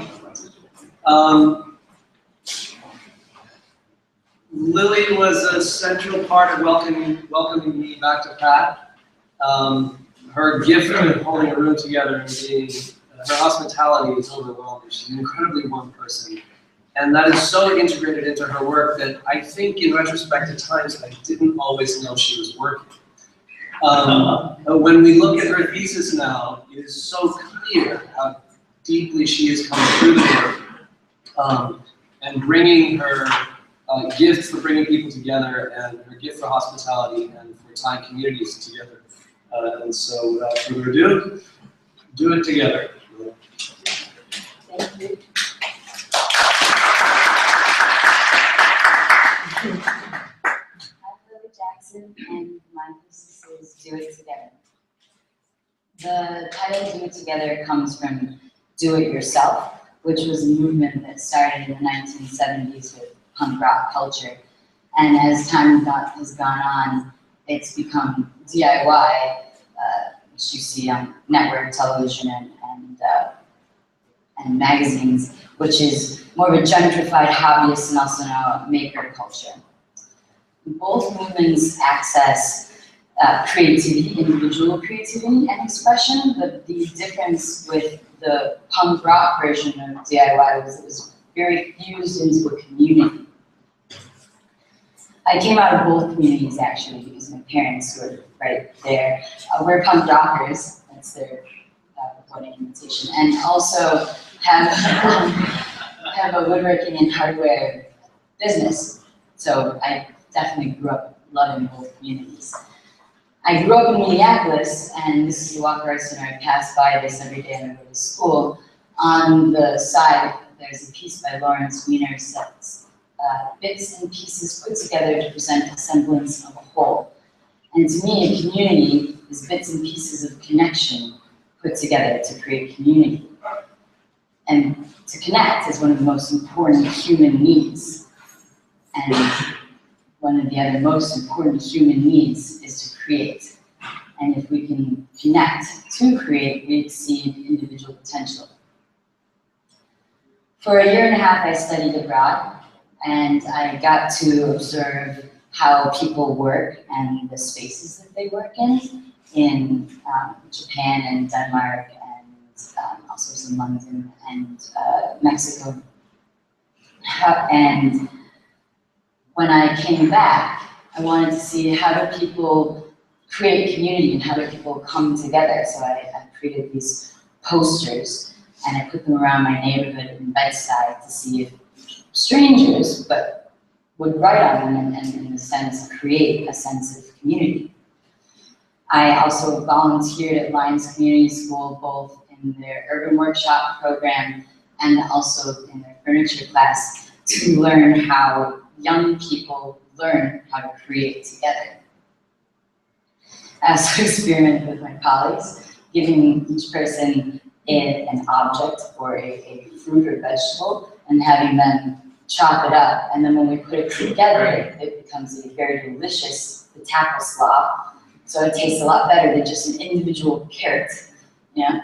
And I also spent a lot of time at art and design collectives, looking at shared studio space and also how they bring people together and how the public interacts in these spaces. I went to different creative networking events and co-working spaces to observe how people interacted in these different dynamic spaces.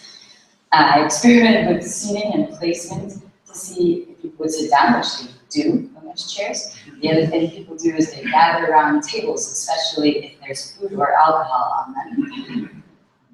So I said, well, I'll try bringing people into my house, and I had these do together happenings where I'd have strangers sometimes, and people who definitely didn't know each other, come together under this methodology that I had written to create together. And the image on the left is a bunch of the work that people created together, and I wanted to bring it out of my home into the public. So kind of creating this little pop-up gallery.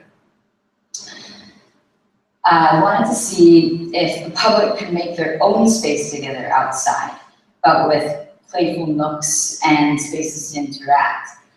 So I just started working on this shared scape aspect, which then led into this sandscape aspect where I had all the neighbors on their parents' beach come out and design and build this sandscape where you can kind of lay together in different positions. And then I went back to my earlier work, my earlier spatial work.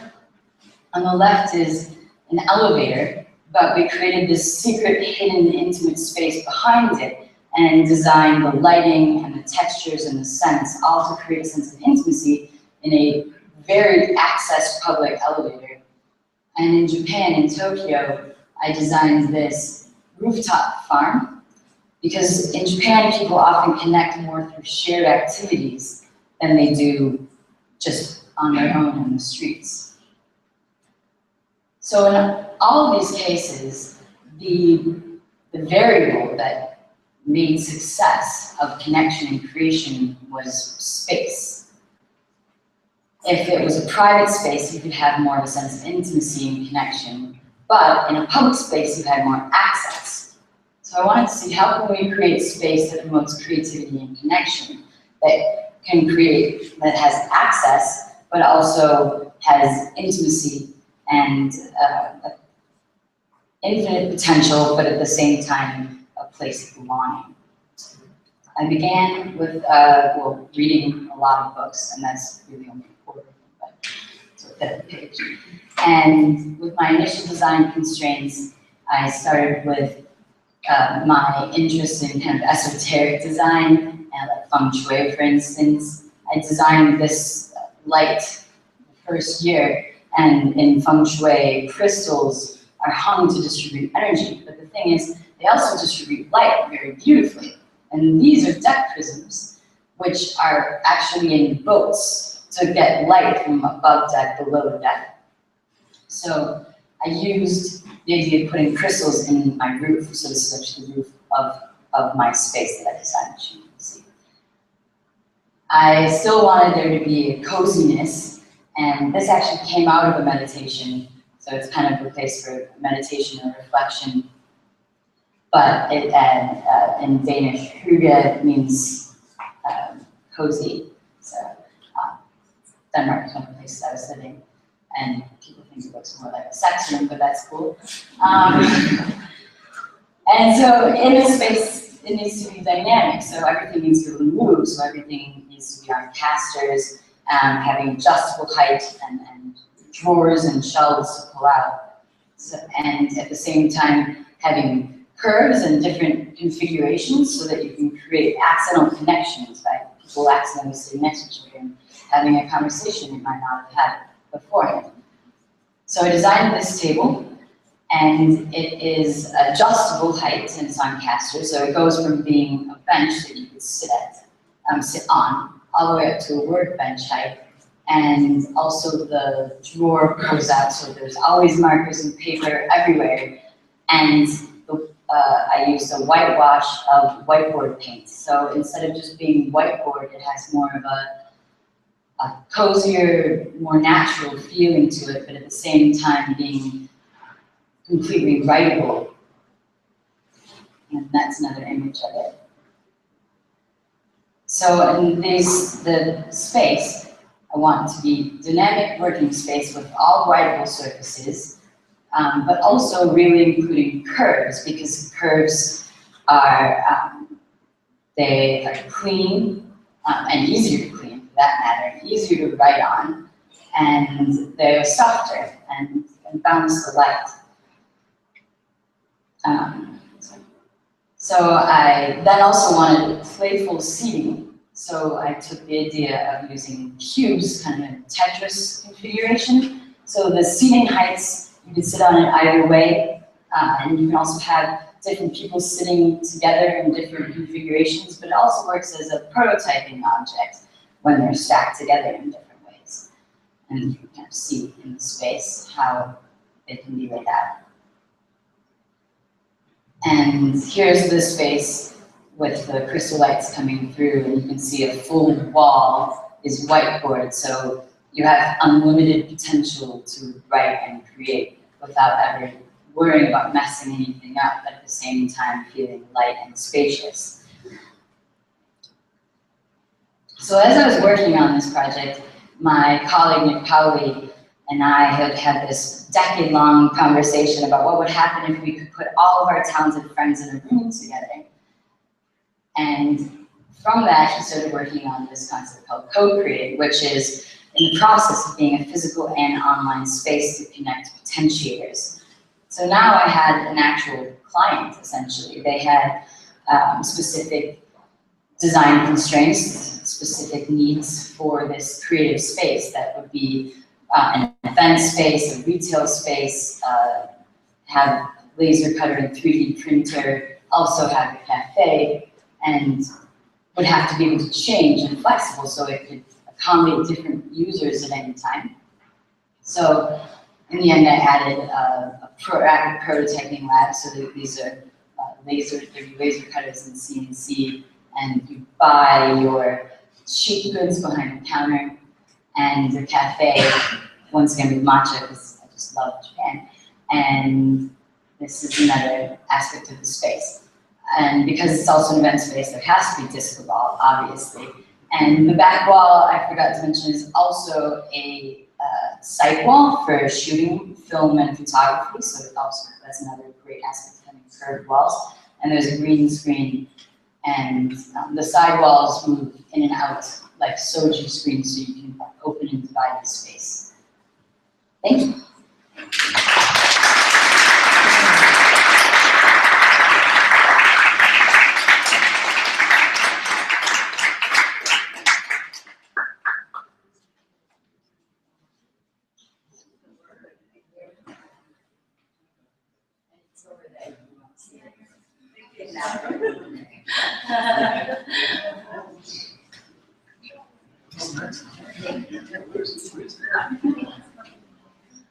Hello, my name is Scott Lundberg. I'm the acting chair, soon to be through acting, as my term is over here in a few weeks. But I just wanted to say thank you for coming, and thank all of the great students and their presentations, and be sure to come back tomorrow to see the rest of the shows.